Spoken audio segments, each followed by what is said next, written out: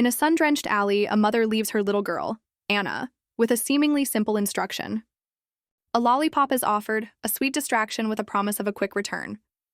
Anna, bright-eyed, seeks reassurance that her mother will be back before the candy is gone. She devours the treat with gusto, innocently believing a faster finish means a faster reunion. Dusk settles into a lonely night, and Anna waits, a small silhouette against the city's uncaring backdrop. The lollipop nearly finished, a shadow of doubt crosses Anna's face as she continues her solitary vigil. With the last bite gone, the sweet promise sours into a dreadful, unspoken question of abandonment. A sudden, sharp memory or hopeful illusion of her name being called cuts through the silence. Meanwhile, far from her daughter's hopeful ears, the mother is depicted hastily departing with her belongings. Anna's face instantly beams with pure relief, convinced her mother has finally returned. A figure dashes away, a strained smile hinting at a desperate escape or a determined new beginning. Anna's eyes widen in stark realization, a silent gasp caught in her throat as the truth begins to dawn. She clings to the belief that her mother's actions, however painful, were not born of abandonment. The memory of that lollipop resurfaces, now intertwined with the unsettling image of discarded medication. Despite the confusing evidence, Anna fiercely concludes that the candy was a symbol of genuine affection. Years later, a perfectly manicured hand holds a similar lollipop, a testament to a promise kept or a dream realized. Grown-up Anna beams, now the proud owner of a candy shop, a sweet sanctuary built from a stroke of luck and enduring hope. Her shop is a whimsical wonderland, meticulously designed with fairy tale charm and adorable uniforms. Every shelf bursts with vibrant, fantastical candies, each a tiny explosion of color and joy. She radiates absolute certainty that her dream emporium will bring delight to all who enter. Anna, armed with a giant lollipop and a basket of treats, strikes a pose of pure, sugary triumph. Her charming pink wonderland shop stands quaintly, perhaps a little too off the beaten path as leaves drift by. A fleeting worry about the shop's secluded spot tries to dampen her spirits. She quickly dismisses the doubt, remembering the glowing social media praise from her pre-opening ads. Fueled by ambition, Anna reaches to fling open the doors, eager to welcome her first customers. The view outside reveals an unexpectedly old-fashioned street, bustling with horse-drawn carriages and period attire. Her eyes widen in a silent question, processing the anachronistic scene before her. Two finely dressed ladies share a polite chuckle, seemingly unfazed by the new candy emporium. Another elegant woman with a parasol glides past, while Anna watches intently from her shop's threshold. Anna, now with a surprising cascade of blue hair, stands silhouetted in the bright doorway, facing the unknown. Anna slams the door shut, momentarily retreating from the bewildering scene outside. She reels in disbelief, questioning the origin of the impeccably dressed cosplayers she just encountered. The town beyond her shop appears so flawlessly picturesque, it feels more like an elaborate film set than reality. Her attention snaps to her own reflection, suddenly noticing her inexplicably vibrant blue hair. Overwhelmed, Anna clutches her face, desperately trying to process the series of bizarre events. She turns back to the entrance, puzzled that the door, despite its open sign, seems stubbornly stuck. Unseen by Anna, a potential customer outside gives up, assuming the shop isn't actually open yet. With renewed determination, Anna flings the door open wide, a radiant smile plastered on her face, ready to greet anyone. Two elegantly attired women step inside, their expressions betraying skepticism at a shop dedicated solely to candy. Anna extends a hand, offering a pair of colorful lollipops as a special token to celebrate her grand opening. Anna, ever the gracious host, invites the ladies to sample her wares, one already captivated by the sweetness. The unique flavor of the lollipop earns high praise, prompting Anna to recommend another delightful treat. She unveils a basket brimming with tropical fruit candies, a vibrant assortment promising exotic tastes. With a cheerful flourish, Anna presents mini-sized candies, emphasizing their convenient and playful form.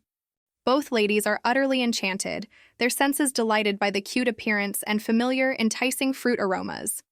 One customer, eyeing a bowl of shimmering gem-like candies, contemplates indulging both her children and herself. Anna cleverly likens her confections to precious jewels, holding one up to catch the light. The shop's jewel candy theme is beautifully illustrated, portraying them as edible treasures for all to enjoy.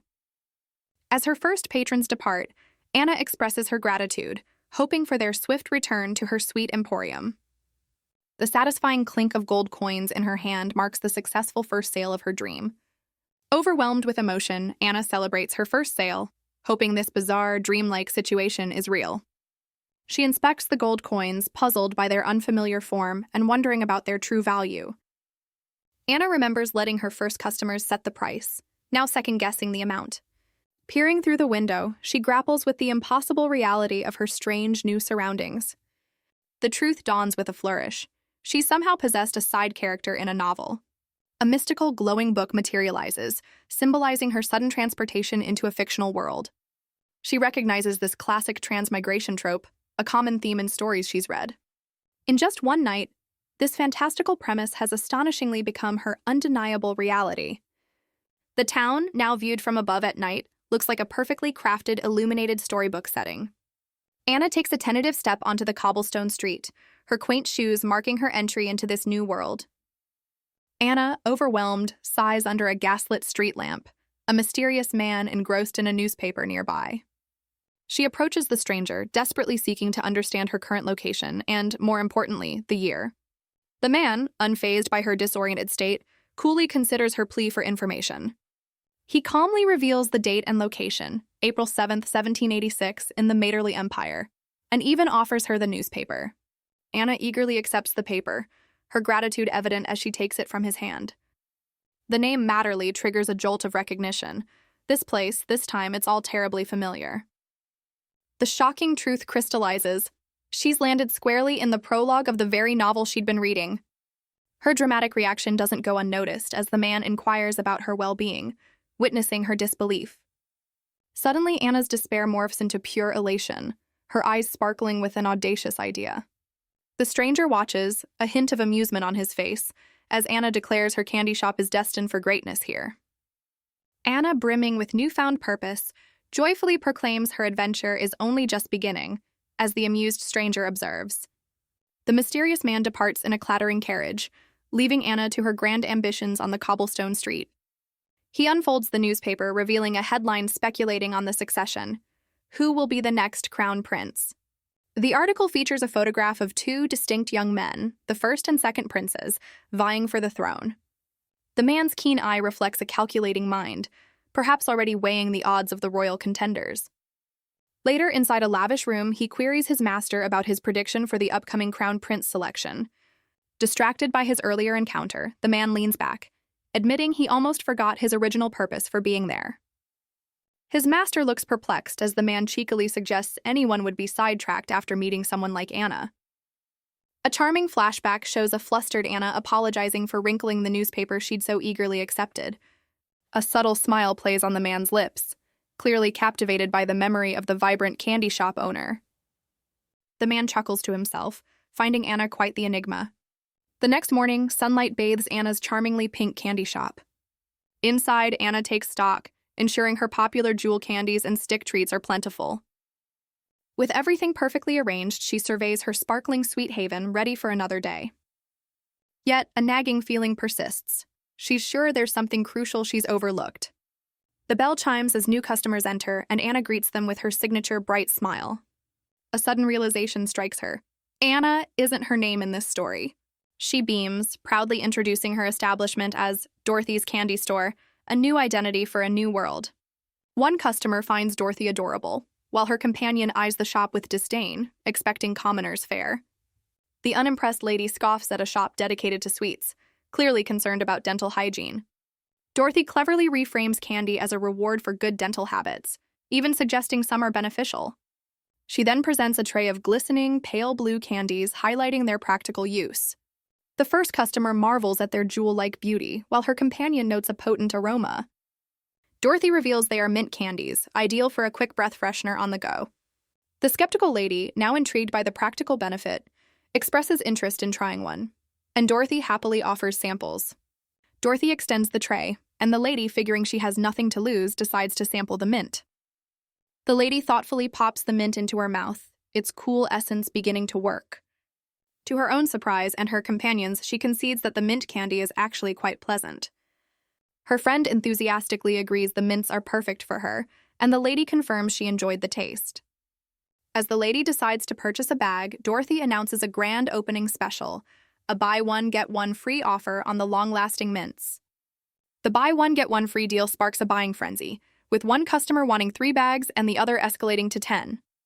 Dorothy, ever the cheerful entrepreneur, happily prepares to wrap their bountiful mint candy haul. The satisfied customer receives her beautifully packaged sweets, expressing her gratitude for the delightful purchase. Outside, Dorothy's Wonderland candy shop basks in the afternoon sun, a charming addition to the bustling street.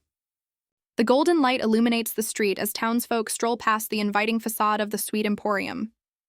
As closing time arrives, Dorothy flips the sign, pondering how she fluently speaks a language she never learned.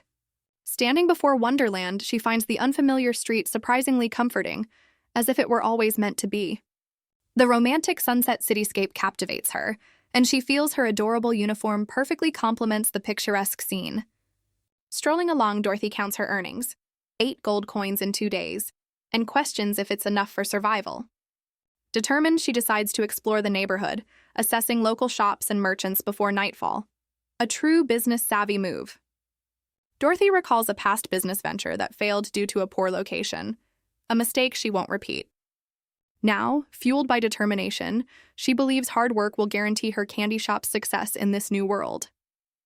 Birds seem to dance around her, symbolizing the uplifting freedom of her fresh start. A profound sense of joy washes over her as she watches birds soar above the sun-drenched rooftops. Strolling through the picturesque town, Dorothy feels she's literally stepped into the world of her dreams. She remembers the novel's premise, a resilient heroine who overcomes hardship to become a noble and finds love. With romance as its core, the novel paints every scene with a dreamy, rose-tinted hue. Taking a seat, Dorothy acknowledges she's currently living in the novel's very beginning, its prologue. Realizing the main story is 5 years away, she decides to take a well-deserved break on a nearby bench. She chuckles, admitting she only skimmed the novel and can't recall specifics, though she's keen to meet the handsome leads. Dorothy thoughtfully considers her recent encounters, a glint of sunlight catching her eye. Her mind drifts to the mysterious man from the previous day, recalling his striking, albeit backlit, handsome features. She tries to piece together his appearance, remembering his captivating emerald-like eyes, though his hair color remained a mystery. A knowing smile plays on Dorothy's lips as she muses that such handsome individuals often become main characters in stories. Her pleasant daydream shatters as a sudden, startling thought strikes her with full force.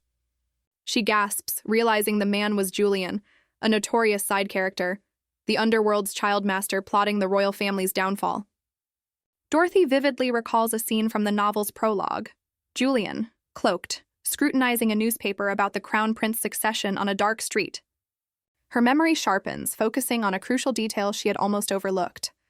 She remembers Julian's sinister objective, to assassinate a crown prince candidate, and panics at her accidental association with him. Overwhelmed, Dorothy flees, performing a ritualistic cleansing gesture to ward off bad luck, much to a bystander's confusion. Dorothy resolves to steer clear of Julian, her gaze sweeping over the sunlit town.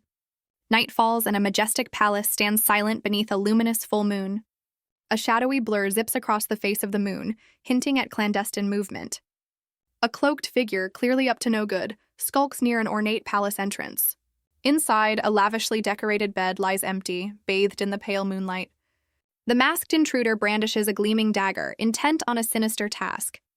With a swift downward thrust, the dagger seeks its mark. Feathers fly as the blade pierces the bedding, but the intended victim is nowhere to be found. The thwarted assassin expresses frustration, realizing Prince Luke has vanished. With the moonlit palace as a backdrop, the underling decides to report this failure to Lord Julian. Back in her cozy room, Dorothy reflects on the day's events, a thoughtful expression on her face. She examines a gold coin, realizing her initial pricing strategy was surprisingly profitable. Having secured lodging and essentials, she's pleased to still have 1 gold coin remaining. With ample candy stock, Dorothy feels secure about her immediate business prospects. Understanding the local market better, she moves towards her desk with a new plan. Her first order of business, creating a proper price list to formalize her sales. The quiet ambiance of her room is broken only by the soft sounds of her preparations. Diligently, Dorothy begins drafting her price list, focused on her task. Her thoughts shift to the novel's plot, recalling Julian's failed attempt on Prince Luke and pondering the prince's character. A portrait reveals Prince Luke, a striking figure with jet black hair, intense red eyes, and an air of dignified sorrow. The narrative declares Prince Luke undeniably handsome, even to a heroine unfamiliar with romance. Dorothy contrasts Julian's gentle facade with his underworld infamy, finding Luke the more appealing figure. She speculates on the hardships Prince Luke must have faced, resigning herself to never crossing paths with royalty. The novel's future unfolds. In 5 years, Prince Luke will meet the heroine, and together they'll lead the kingdom to a brighter era. Morning light bathes Wonderland, and the cheerful sound of a bird signals a new day. Standing behind her counter, Dorothy is startled by the sound of the shop door opening. She turns with a questioning frown, finding the entrance surprisingly empty. Dorothy observes numerous passers-by through her window, yet none venture into her candy shop. Reflecting on the previous day's success, she considers how to attract customers without modern advertising. Dorothy thoughtfully weighs her options, seeking a quicker promotional strategy than newspaper ads. A brilliant idea suddenly dawns on Dorothy, her eyes widening with realization. She chides herself for forgetting a fundamental business tactic: direct promotion with samples. Brimming with renewed vigor, Dorothy sets out, basket of colorful candies in hand, ready to execute her plan. She ventures into the sunlit town square, a determined glint in her eyes as she approaches potential customers. Onlookers murmur about her distinctive attire and unfamiliar presence, curiosity piqued. Dorothy confidently enters a charming establishment, Alice Flower, the bell above the door announcing her arrival. A kind-looking florist with flowing light hair greets her warmly, holding a potted plant. Dorothy, ever the entrepreneur, bypasses flower talk and presents a dazzling, oversized lollipop. The florist, initially expecting a flower inquiry, stares at the vibrant candy with utter bewilderment. With a cheerful flourish, Dorothy offers the sweet treat to the surprised florist, her basket of goodies at the ready. The florist, utterly charmed, declares Dorothy's sweet advertising a delightful first. He finds her direct promotion rather fun, listening as Dorothy explains she's new to the area. Dorothy beams, expressing her earnest wish to be good neighbors with the shop owner. The kind florist returns her smile, happy to meet Dorothy and welcoming her to the neighborhood. They shake hands, the florist introducing himself as Therian, but insisting she call him Terry. Terry observes the candy selection, noting how the different sizes offer unique delights. He poetically compares her sweets to his blooms, each possessing its own charm, and invites her to visit his shop. Wanting to reciprocate her kindness, Terry turns to his array of beautiful flowers, considering a gift. His hand deftly plucks a perfect, sun-kissed yellow tulip from his collection.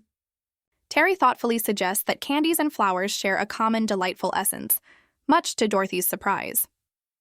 Terry presents a beautifully wrapped bouquet of yellow tulips, a radiant token of their budding friendship. Dorothy beams, clutching the flowers, gratefully acknowledging their shared power to spread joy. A pleased Terry bids Dorothy farewell, delighted to have made such a pleasant new acquaintance in the neighborhood. With her candy basket, Dorothy continues her rounds, cheerfully introducing herself and her shop to other local businesses. Her promotional tour nearly complete, only a solitary lollipop now rests at the bottom of her basket. Dorothy pauses before the lively Merry Night pub, deciding to save her last sample and visit the bustling establishment another day. Suddenly, the pub's doors burst open as a man is forcefully thrown out, landing hard on the street. The dazed man struggles on the ground while onlookers outside the pub call for the confrontation to continue. A nearby observer with striking red eyes gasps, visibly shocked by the abrupt eruption of violence. The man who was ejected quickly scrambles to his feet and makes a swift departure from the chaotic scene. Dorothy, ever the opportunist, stumbles upon the aftermath of the pub brawl, finding the ejected man at her feet. Later, the injured man awakens in an unfamiliar sunlit room, clearly not the street he was on. His head is heavily bandaged, and his first thought is a bewildered query about his location. He sits up with a groan, clutching his throbbing head, the world still a painful blur. Disoriented, he touches the thick bandages obscuring his face, trying to make sense of his situation. Just then, Dorothy enters, a tray in hand, cheerfully noting that her unexpected guest is finally conscious. She beams, relieved that despite his swollen face, he's at least able to communicate. He questions if she's his savior, but Dorothy pragmatically states she merely brought him in and offers sustenance. A close-up reveals the simple yet nourishing meal, a warm croissant and a comforting bowl of soup. Dorothy's attempt to feed him goes awry as soup dribbles, prompting her to realize the bandages hinder eating. Dorothy quickly offers to remove the cumbersome bandages for her patient. With his eyes now covered by a simpler strip, the man holds the tray, a hint of confusion on his face. As he cautiously sips the soup, Dorothy lets out a tired yawn, the morning's events catching up to her. She then candidly informs him that he's been quite the handful, despite her apologetic tone. Dorothy enumerates the sacrifices made, her only bed, and precious funds spent on medical supplies. She further details the costs of his care, prompting the man to vow repayment before attempting to depart. Dorothy swiftly halts his exit, her hand firmly on his shoulder, his surprise evident. She questions his rush to leave in his current state, reminding him of the doctor's orders for continued treatment. The bandaged man pauses, her words and gentle restraint making him reconsider his hasty departure. Dorothy then reveals her altruism wasn't entirely selfless, hinting at a purpose behind her aid. Dorothy leans in, ensuring her bandaged patient fully grasps her proposition. With the meal set aside, the terms of his stay are about to be laid bare. She then delivers a shocking ultimatum. He'll repay his debt with his labor, much to his alarm. Dorothy clarifies her predicament. A new shop, no funds for staff, and he's conveniently available. She suggests a mutually beneficial arrangement. He works off his debt by assisting in her shop until he recovers. The man, visibly relieved by her actual meaning, cracks a smile beneath his bandages. Dorothy beams, her clever plan to secure an employee seemingly successful. Playfully yet firmly, Dorothy yanks his blanket away, declaring his free stay over and urging him to get to work. Meanwhile, hearty laughter echoes from the Merry Night pub, a stark contrast to the recent brawl. Inside, the jovial tavern owner, Maz, a man with a distinctive eye patch, enjoys a moment of mirth. Dorothy proudly presents her new, uniquely bandaged employee, finding his look rather charming. Back at the Merry Night pub, Dorothy nudges her companion to apologize to Maz for the previous day's ruckus. She offers to cover any damages, but Maz casually waves it off, blaming his bouncer Tony's enthusiastic ejections. Maz jokes that Tony's punch was responsible for the man's bandaged state, recalling the forceful expulsion. As a peace offering, Dorothy presents Maz with a delightful basket overflowing with her shop's sweet treats. She highlights a particularly special item, an adorable bunny-shaped lollipop paired with a cupcake candy. Maz admires the cute bunny candy, but Dorothy hints there's more to it than meets the eye. With a grin, Dorothy reveals its name, the Boozy Bunny, a confection with a surprising alcoholic kick, intriguing Maz. Meanwhile, the pub's golden brew continues to flow, a testament to its lively atmosphere. Sipping a drink, Dorothy curiously inquires about the fight's origin, while the bandaged man listens intently. Maz recounts how a mysterious hat-wearing man approached Tony, and words quickly escalated into a brawl. Dorothy, ever curious, ponders what inflammatory remark could have possibly provoked such a violent reaction. The bandaged man quietly admits he merely inquired about Tony's guild, mentioning his supposed low rank. Maz bursts into laughter, astonished that anyone would dare say such a thing directly to Tony, while Dorothy is aghast. The tavern owner then spills some tea about Tony's past, revealing his dismissals from 2 different guilds. Dorothy's eyes widen in alarm upon hearing Lycaean Guild, a group she desperately wants to avoid due to a previous encounter. Anxious to depart, Dorothy hastily bids Maz farewell, claiming work commitments as her reason to leave. Dorothy leads her bandaged companion out of the pub, eager to put distance between herself and any guild drama. Her yellow shoes click determinedly on the cobblestones as she makes a swift exit. The bandaged man follows silently, a single, intense red eye peering out from beneath his wrappings. Suddenly, the bandaged man grasps Dorothy's arm, uttering her name and halting her departure. Dorothy turns, a flicker of surprise in her eyes as he now holds her hand, a silent question passing between them. She cheerfully deduces he overheard her name earlier, and seizing the moment, inquires about his. The bandaged man, his face still obscured, cryptically states he cannot reveal his name at this time. Dorothy, ever practical, suggests a nickname, to which he nonchalantly agrees, permitting her to choose. With a burst of inspiration, Dorothy bestows upon him the rather cute nickname Mimi, much to his visible shock.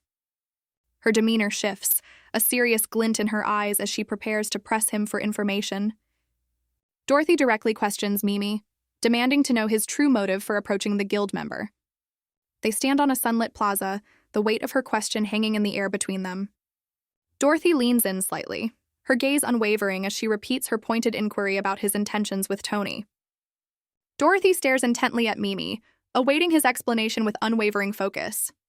Mimi hesitates, his single visible eye betraying a flicker of internal conflict under her scrutiny. He finally reveals his true purpose. He was searching for the elusive master of the Lycaean Guild. Dorothy's eyes widen, shocked that he would willingly seek out such a notoriously dangerous individual. Mimi cryptically states it's a long story, refusing to divulge further details, much to Dorothy's contemplation. He then implores her to drop the subject, admitting he's already revealed more than he should have. Yet he confesses that her earnest expression compels him to be truthful, despite his reservations. Dorothy, sensing his reluctance, gracefully concedes and decides not to push him for more answers, turning away. She deftly shifts the conversation, announcing it's time for his scheduled medication, a clock tower looming behind them. Dorothy firmly takes Mimi's wrist, insisting they tend to his injuries without further delay. Dorothy cheerfully leads her newly nicknamed companion through the sunlit plaza, medication on her mind. She settles Mimi onto a park bench, ready to play nurse once more. Peering at his injuries, Dorothy remarks on the severity of his wound with genuine concern. Beneath his bandages, Mimi silently simmers with thoughts of retribution, yet appreciates her kindness. Fresh bandages lie ready on the bench, a testament to her continued care. Dorothy's focused gaze reveals her dedication to his recovery and perhaps her new employee. As she tends to his face, she reassures him through the discomfort, while he inquires if the treatment is nearly over. Mimi admits the sensation is more ticklish than painful, a blush creeping up his neck under her gentle touch. With a final pat, Dorothy declares his bandaging complete, his face now neatly rewrapped. Business calls and Dorothy hands Mimi a coin and a list, sending him on his first official errand. Mimi studies the shopping list and the coin, tasked with bringing everything to Dorothy's room. Dorothy emphasizes she's entrusting him with their last bit of money, urging him to return safely. His single red eye glints as he gives a slight nod of understanding. Dorothy beams, pleased with his apparent compliance. With a cheerful farewell, she prepares to leave him to his task. She waves goodbye, her vibrant blue hair flowing as she turns and walks away. Mimi remains seated on the bench, the coin and list still in his hands. Dorothy recedes into the distance, leaving Mimi alone with his thoughts and his errand. He gazes at the coin, musing on Dorothy's unusual nature, unlike anyone he's met in high society. Mimi clenches his fist tightly around the coin, a silent resolve forming. Dorothy arrives at a charming pink establishment, a welcoming sign beckoning her inside. A familiar-faced Tyrion greets Dorothy with a warm smile as she steps into the shop. Eager to please, Dorothy offers her expert candy consultation, surrounded by a sugary wonderland. Tyrion reveals his mission, procuring long-lasting treats for his energetic nephews. He explains candy is the perfect slow-savoring solution, and Dorothy assures him he's found the ideal spot. Tyrion, with a knowing smile, considers the delightful options before him. Dorothy presents a vibrant array of bite-sized fruit-shaped candies, a guaranteed hit with children. Tyrion compliments her business acumen, envisioning a future where her shop is perpetually sold out, much to Dorothy's delight. The transaction concludes with a bag of sweets and coins exchanged, accompanied by a polite farewell. Tyrion departs down the sunlit street, leaving Dorothy to watch from her shop's entrance. Dorothy lets out a sigh of relief, the afternoon sun streaming into her shop. She stretches languidly, dreaming of the day her business truly flourishes. Her hand rests on her lap, a moment of quiet contemplation after the customer's departure. Seated once more, Dorothy glances towards the door, idly wondering about Mimi's return. She acknowledges the very real possibility he might abscond with her money, given his mysterious nature.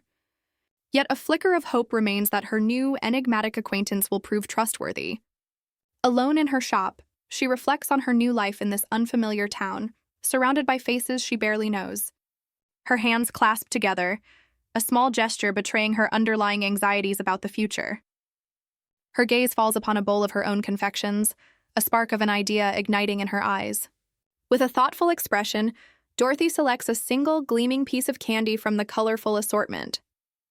Dorothy pops the chosen candy into her mouth, a thoughtful expression gracing her features. As evening approaches, the town is bathed in the warm glow of the setting sun. The cheerful chime of the shop's bell announces an unexpected visitor. Dorothy, startled from her reverie, turns to greet the newcomer with a practiced smile. Her eyes widen slightly, a flicker of recognition dawning as she focuses on the entrant. Alone behind her counter, Dorothy observes as a figure steps into her sweet emporium. A striking man with auburn hair and a confident air strides into the candy shop. Dorothy, caught off guard by his sudden appearance, offers a slightly hesitant welcome. The man regards her with an amused glint in his eyes, a knowing smirk playing on his lips. He confidently states he recognized her instantly, despite their previous brief encounter. Dorothy, utterly bewildered, can only stare as the man confirms he knows her. He leans in, a playful smirk on his face, questioning if she intends to feign ignorance. Internally, Dorothy admits she hadn't anticipated their paths crossing again so quickly. Her mind races, identifying him as the formidable master of the Lycaon Guild, a notable figure from the original story. The name Julian flashes in her memory, a man exuding an air of self-assured power. She recalls his chilling backstory, a man who, despite a kind facade, once calmly ordered a prince's end. Dorothy remembers his fearsome reputation as someone capable of neutralizing hidden threats without hesitation.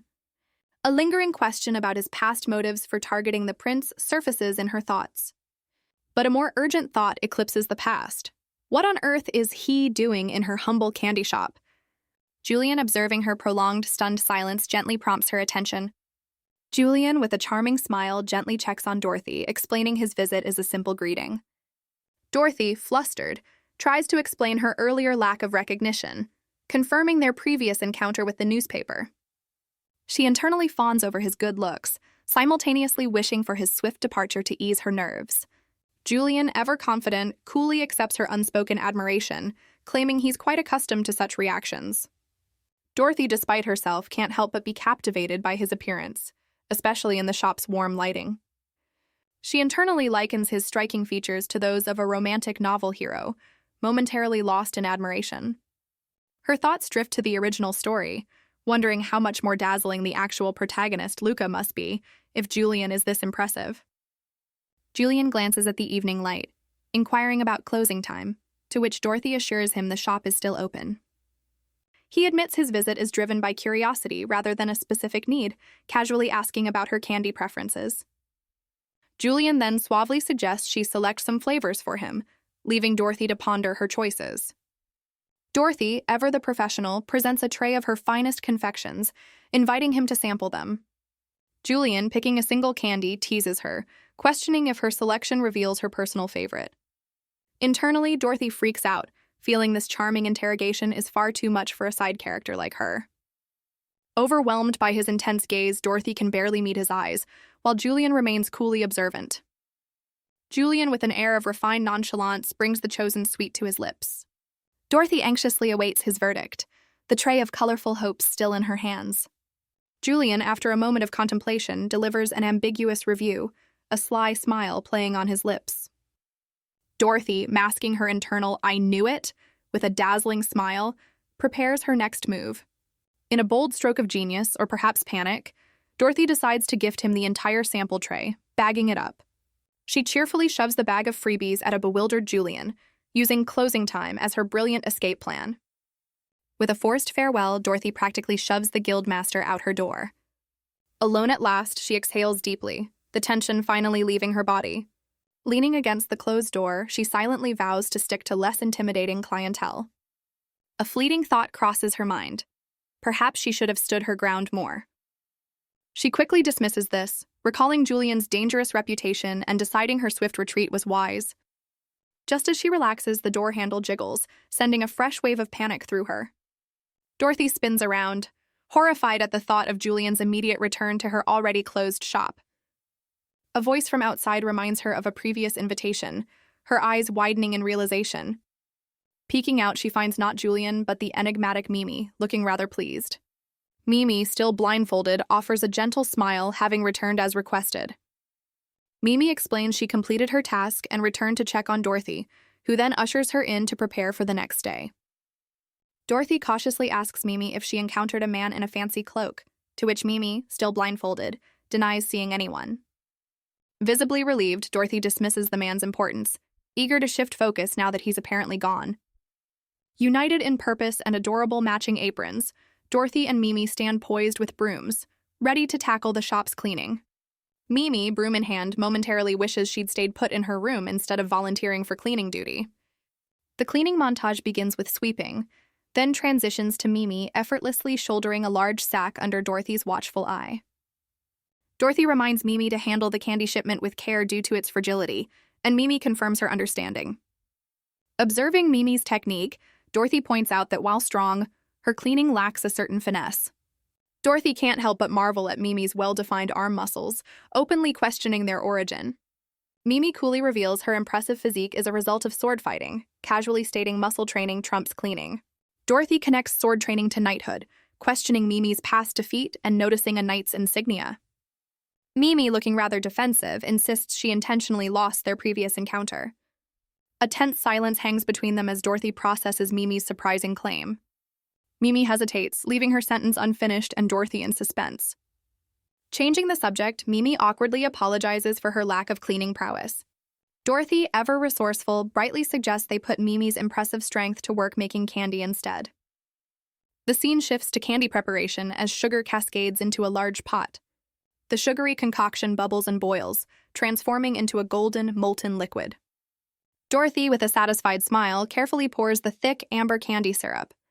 Mimi, now gloved, skillfully begins to stretch the warm, pliable candy, her focus intense.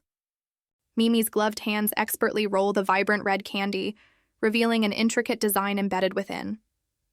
Under Dorothy's watchful eye, Mimi stretches the massive candy log across the workshop table with surprising ease. With practiced chops, Mimi slices the log into perfect cherry-patterned candies, a mountain of sweets quickly forming. The fruits of their labor, a jar brimming with adorable cherry candies, stands ready, tied with a neat red bow. Dorothy proudly presents the finished jar to Mimi, eagerly asking about her first foray into the art of candy making. Mimi, holding the jar, thoughtfully reflects on the fascinating transformation from a simple lump to a delicate, refined shape. Turning slightly, Mimi then compares this careful refinement process directly to Dorothy herself. Dorothy is visibly taken aback, a blush rising as she processes Mimi's unexpected and rather poetic observation. Misunderstanding completely, Dorothy erupts, comically accusing Mimi of calling her a big lump, while Mimi frantically tries to backtrack. Mimi, flustered, attempts to explain she meant Dorothy, though small, has incredible potential, before giving up in a charming muddle. Dorothy, ever so slightly misinterpreting, declares her own incredible skills before generously deeming Mimi equally magnificent. With unabashed admiration, Dorothy points out Mimi's impressive muscles, leaving Mimi a tad bewildered by the focus. Dorothy contrasts her careful candy-making finesse with Mimi's powerful approach, admitting such strength would exhaust her for cleaning. Beaming with genuine appreciation, Dorothy thanks Mimi for her invaluable assistance. Mimi offers a gentle, knowing smile in Dorothy's direction, a silent acknowledgement passing between them. Mimi graciously deflects the praise, insisting the gratitude should be hers, as the scene softens with warm light. A sudden, audible rumble from Mimi's stomach breaks the moment, startling Dorothy. Mimi, with a touch of sheepishness, proposes they tidy up and find some food, an idea Dorothy readily accepts. Later, Dorothy and Mimi are seen relaxing on a sun-drenched park bench, enjoying a well-deserved break. A simple yet inviting meal of a sandwich and a drink rests on a checkered cloth between them. Dorothy and Mimi dive into their sandwiches, savoring a moment of peace in the sun-dappled park. A fleeting gesture, Mimi's hand sweeps across her vest, perhaps brushing away an errant crumb. With uncanny accuracy for a blindfolded individual, Mimi gestures towards an unseen point of interest. Mimi pauses, sandwich momentarily forgotten, her expression unreadable beneath the concealing cloth. Above them, two hot air balloons paint a picturesque scene against the vibrant golden sky. Dorothy almost chokes on her sandwich as Mimi, sight unseen, casually identifies the aerial spectacle. Lost in the moment, Dorothy declares the vista utterly romantic, eagerly awaiting Mimi's concurrence.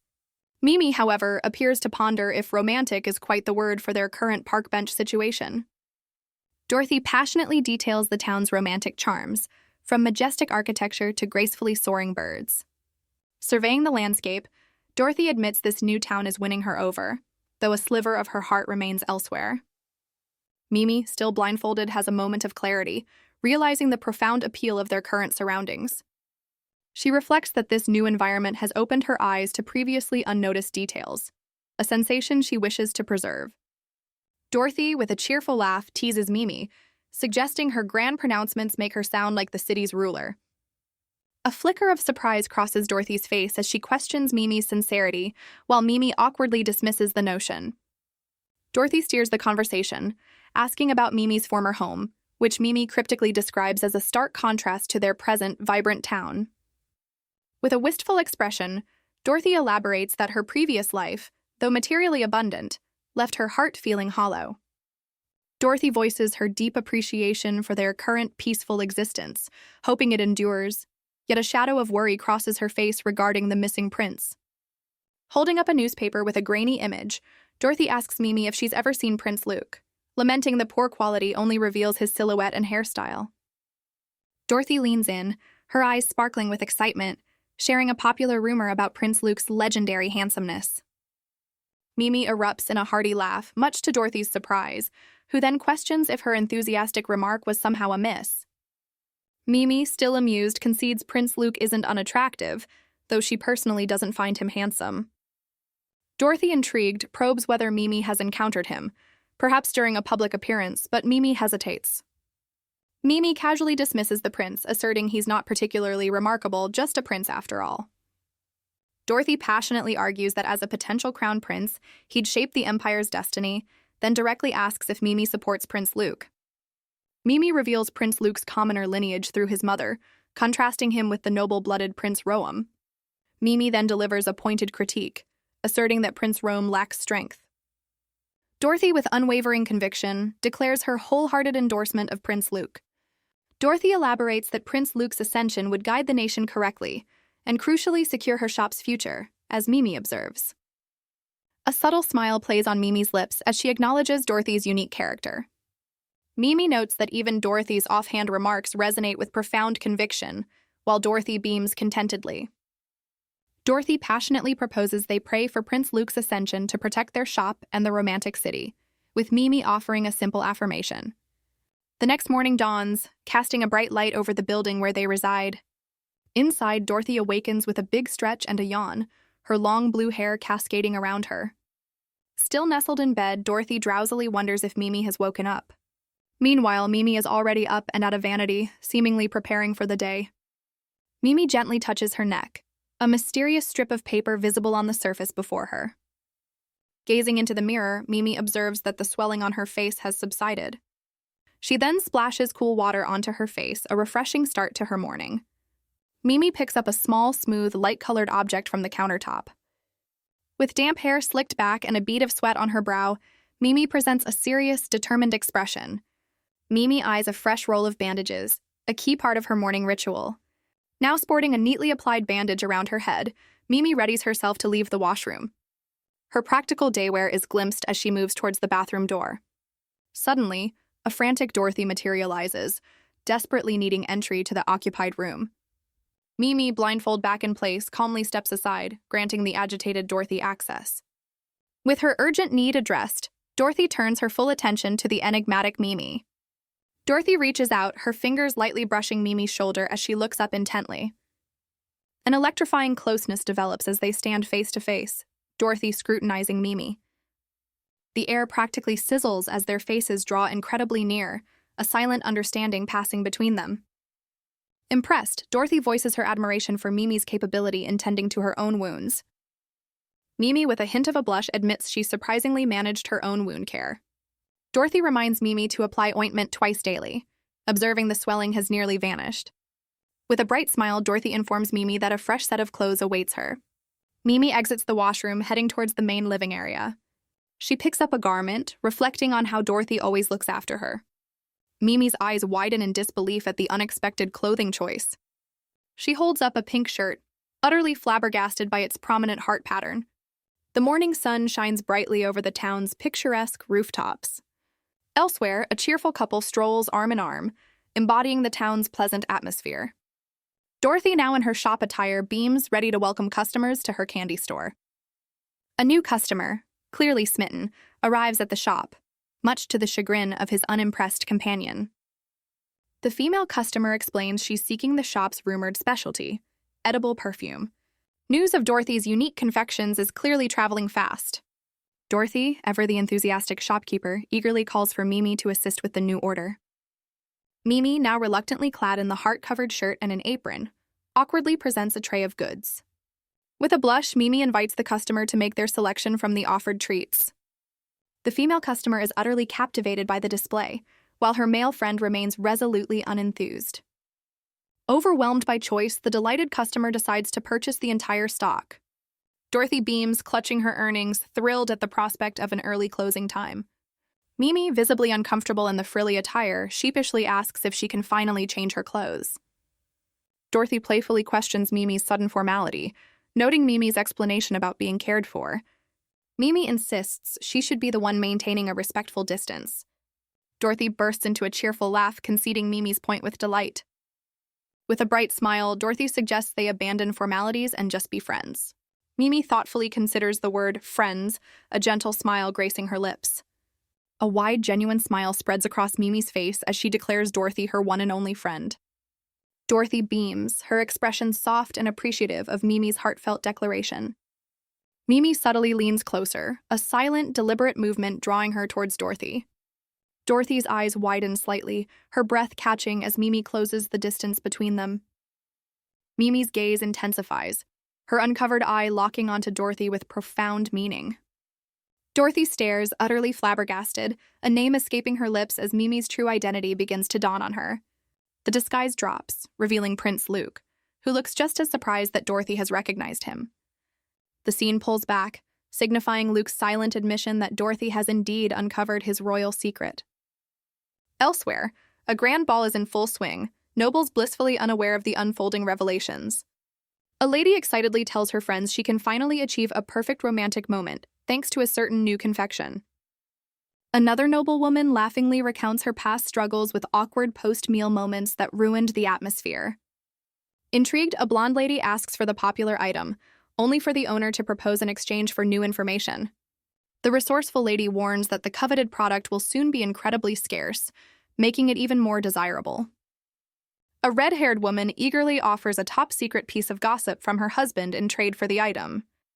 She then whispers a scandalous rumor about a recent palace intruder and the Empress's attempts to conceal the incident. Just as the gossip peaks, the Empress herself materializes, casting a regal shadow over the startled nobles. Her Majesty, back-turned, coolly inquires about this amusing story circulating without her knowledge. Quick thinking as ever, the brown-haired noble pivots, gushing about a newly discovered delectable dessert. An insistent smile plays on her lips as she summons a servant, presenting the treat for royal approval. Unveiled on a silver platter are not scandalous secrets, but tiny, unassuming blue confections. These little minty morsels sit innocently, belying their rumored power to enhance romance. Ever discerning, the Empress plucks one delicate candy, her expression unreadable. Royal composure intact, she samples the confection, the court holding its collective breath. Our noblewoman leans in, eyes wide, desperately hoping her offering pleases the formidable ruler. A subtle smile graces the Empress's lips as she acknowledges the ingenious simplicity of the candy. Lady Bosnia, flustered, quickly clarifies the candies are from a new shop near the city fountain, not her family's venture. The Empress, with a knowing smile, expresses her anticipation to visit this intriguing new candy shop. The narrative shifts, revealing that in The Romantic Young Lady, the Maderla Empire was home to two princes. A portrait depicts the woman the emperor cherished most, holding a vibrant bouquet of flowers. This beloved woman, a former commoner and deceased empress, was the mother of the first prince, Luke Elried Maderla. In stark contrast, the current empress shared no romantic connection with the emperor. Consequently, the noble's allegiance, and thus significant power, lay with her son, Remrad Elried Maderla. Just before the crucial crown prince selection, the emperor's favor was distinctly leaning towards Luke. However, the story details a fierce rivalry, their strengths and weaknesses clashing, leaving even the Empress unsure of the outcome. Feeling threatened, the Empress hired assassins, but Prince Luke, forewarned, narrowly escaped, abandoning the palace and his faith in power. The original tale foretold Luke's return to pursue the crown after meeting the heroine, a path now wildly askew. Dorothy's mind reels, utterly baffled by this unexpected collision with the novel's protagonist. She stares at the revealed Prince Luke, questioning why the story's hero is suddenly in her candy shop. Luke dryly notes her quick recognition despite her earlier complaints, as Dorothy internally seethes over his deception. Dorothy's imagination runs wild with terrifying consequences for harboring a prince: exploitation, kidnapping, and worse. Luke attempts an apology for his deceit, but Dorothy internally scoffs at his reassurances of her safety. With a fiery glare and an accusatory point, Dorothy challenges the trustworthiness of a runaway prince. Luke recoils, comically pierced by the sharp arrows of Dorothy's brutally honest assessment. Dorothy sighs dramatically, bemoaning her fate of being caught in classic miscommunication, even in a fantasy world. As Dorothy turns away, still trembling with frustration, Luke attempts to regain her attention. Luke internally seethes, vowing not to bend to the Empress's manipulative desires. He recalls the Empress's chilling reminder that to the Emperor, Luke is but a fading memory. A shadowy figure, likely the Empress, looms as Luke ponders the fragility of his bond with his father. The dark thought surfaces. Prince Rome's demise would clear Luke's path to the crown. Luke's expression darkens with anguish as he thinks of his brother, caught in this web of succession. Dorothy snaps Luke from his grim reverie, her hand firmly on his arm as she addresses him as Prince Luke.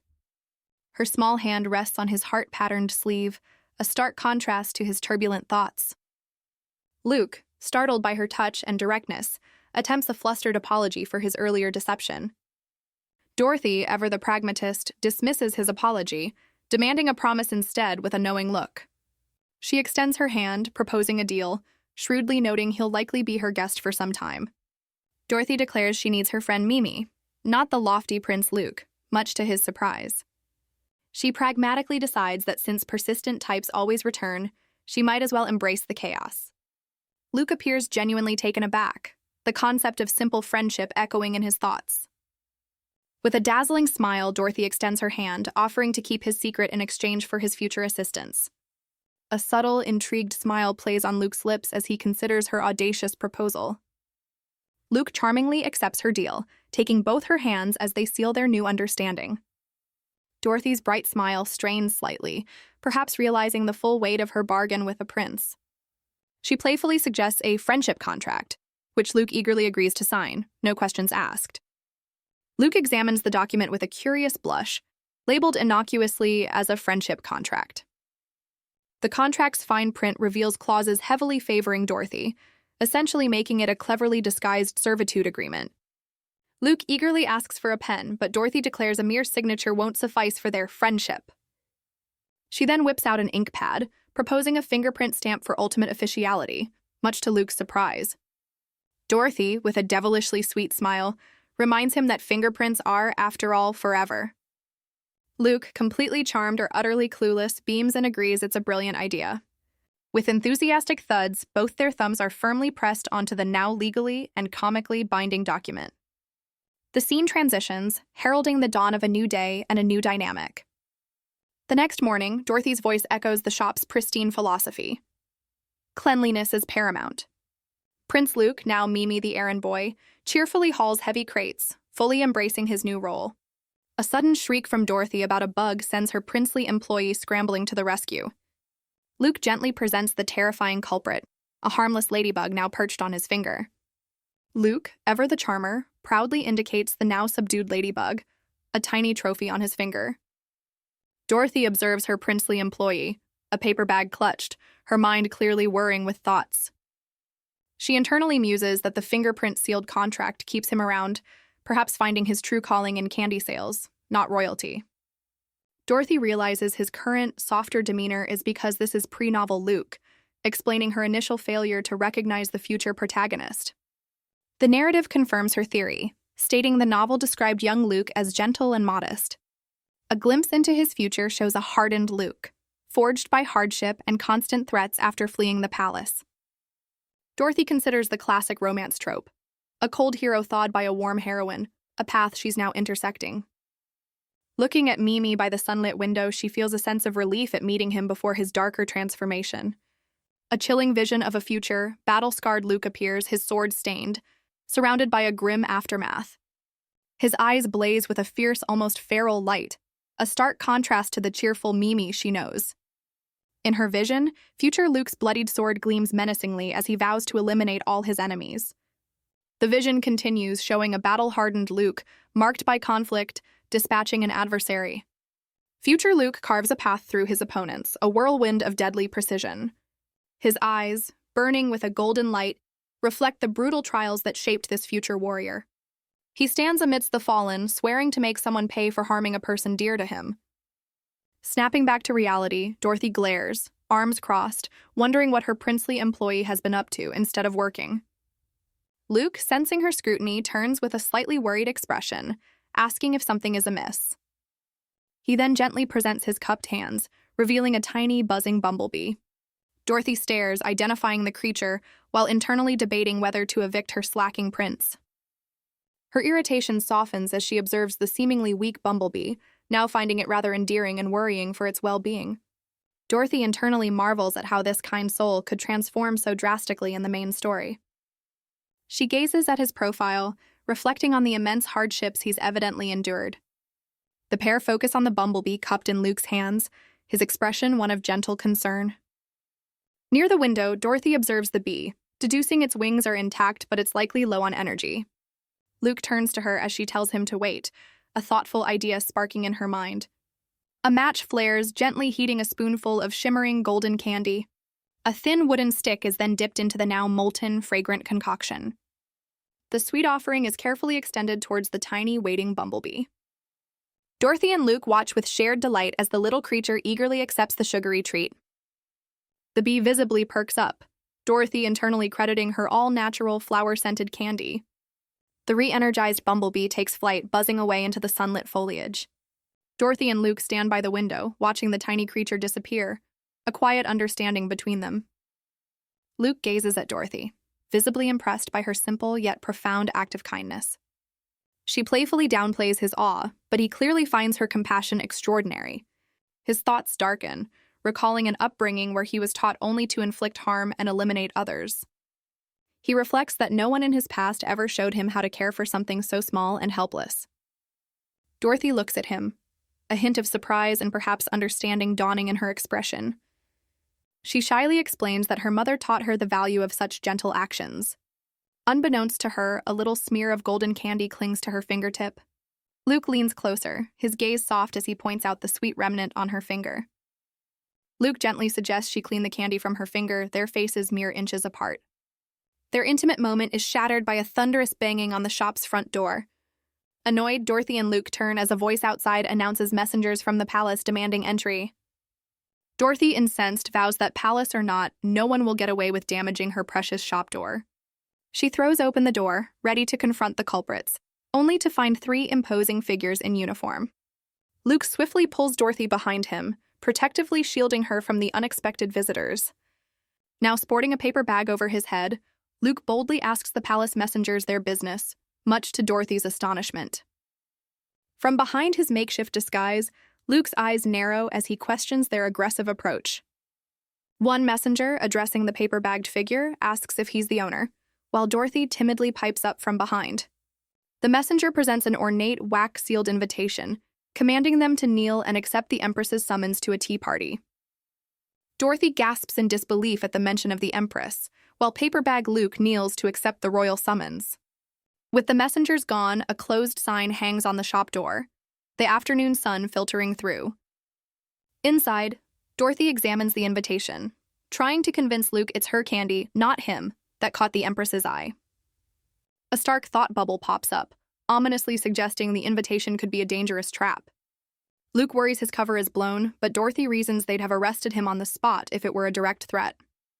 Dorothy stares at the ornate script, internally weighing the difficult decision of whether to accept this perilous invitation. Luke, his expression grave, strongly advises Dorothy against attending, warning that the Empress is untrustworthy. Dorothy internally concedes his point, recalling the Empress's previous attempt on her life via assassins. Despite the danger, Dorothy looks conflicted, knowing that refusing a direct summons from the Empress is hardly an option. Luke earnestly takes Dorothy's hand, his eyes pleading with her not to walk into potential danger. Luke's worried gaze meets Dorothy's, his concern for her palpable. A close-up reveals Dorothy's gentle, reassuring smile. She brightly promises to return safely, internally finding his earnestness puppy-like. Dorothy then playfully instructs Luke to mind the shop, extending her pinky for a promise, much to his confusion. She explains her homeland's tradition for sealing promises as their pinky fingers interlock. The method is detailed. Pinkies out, then a touch of the thumbs. They complete the unique promise, their thumbs now pressed together. Luke wonders about the duration of this unfamiliar gesture, as the shop's interior is shown. With the promise sealed, Dorothy turns, ready to prepare for her perilous tea party. Luke gazes at his hand, a subtle blush creeping up his neck, clearly moved by her innocent trust. Luke, still flustered, clutches his chest, the apron a stark contrast to his usual demeanor. Dorothy arrives at the opulent tea party, finding the Empress already enjoying refreshments under a parasol. With a strained smile, Dorothy queries the Empress's solo tea drinking, met by a look of regal indifference. Dorothy internally seethes at the perceived slight, wondering if her commoner status is the cause of this rudeness. The Empress delicately places her teacup, her unspoken question about Dorothy's lineage hanging in the air. A condescending smirk plays on the Empress's lips as she unfavorably compares Dorothy to a mere baron's daughter. Dorothy offers a saccharine thanks for the backhanded compliment, privately noting the Empress's unpleasant disposition. The Empress, identified as the formidable second Empress, acknowledges Dorothy's skill in candy crafting. Dorothy demurely suggests her skills are insufficient when the Empress reveals she wants a special candy made just for her. A flicker of apprehension crosses Dorothy's face as she remembers the Empress's ruthless ambition concerning her son. Dorothy internally resolves to tread carefully, neither befriending nor antagonizing the Empress, who confidently expects her compliance. The Empress, with a sly smile, demands Dorothy repay her investment with her candy-making talent, to which Dorothy, concealing something, readily agrees. The Empress then reveals her son's preference for lilac and lavender, a portrait of the young prince accompanying her words. Dorothy cheerfully acknowledges the pleasantness of the scents as the Empress formally requests a candy infused with either lilac or lavender. A tantalizing offer is made. Dorothy will be granted a barony if the candy successfully coaxes a goodnight kiss from the prince, leaving Dorothy bewildered. The Empress reminisces about her son's childhood goodnight kisses, a small, glowing blue candy held delicately in her gloved hand. Her expression shifts as she explains that one day, the prince abruptly ceased this affectionate ritual. A flashback transports us to a younger Empress by her son Roam's bedside, bidding him goodnight. In the memory, young Prince Roam gazes up at his mother, his eyes wide and perhaps a little unsettled as she leans in. The flashback Empress appears taken aback, her hand flying to her mouth in surprise at something her young son has just done or said. The young prince bluntly informs his mother of her unpleasant breath, shattering the tender moment. The Empress's world seems to crack, her composure momentarily broken by her son's innocent cruelty. She laments that since that day her son has kept his distance, much to Dorothy's internal amusement at the child's honesty. Dorothy recognizes this behavior, realizing Prince Roam is precisely as depicted in the novel she knows. A formal introduction presents Romrad El Reed, the 22nd Prince of Matterley, looking deceptively charming. His description highlights his dark hair, his mother's eyes, and a perpetually kind, smiling facade. But beneath the surface, a chilling truth emerges. Roam has a unique way of rewarding those he dislikes. This reward is a cruel exile to starvation, revealing his psychopathic nature, a secret only Dorothy seems to grasp. A sinister silhouette hints at his true self, while Dorothy muses that even Luke is fooled by his sweet little brother act. Dorothy recalls a crucial detail from the novel. Prince Roam is a primary antagonist, working in tandem with the Empress.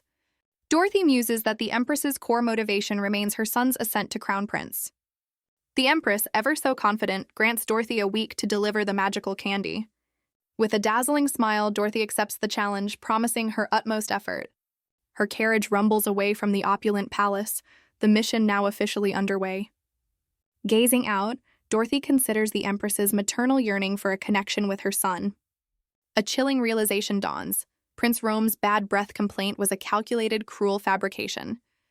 Dorothy's insight reveals Roam's true nature, obsessive, compulsive, and averse to physical touch, even his mother's. A shadowy flashback shows young Roam rejecting his mother, his lie designed purely to crush her spirit. Dorothy internally questions if her candy possesses the power to mend such a fractured, manipulated relationship. Resigned yet determined, Dorothy figures her unique knowledge as the protagonist's friend might just be her trump card. Dorothy alights from the grand carriage, her expression thoughtful after the Imperial summons.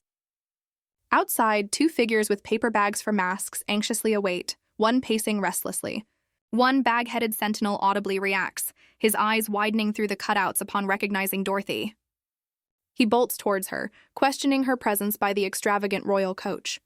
Revealed as a very worried Luke, he pulls Dorothy close, a protective blade suddenly in hand. Dorothy looks up, surprised by his dramatic appearance as he confesses his worry over her delay. Luke presses if she was threatened, but she brightly dismisses it as just a troublesome favor. She even points out the opulent carriage as proof of her benefactor's generosity.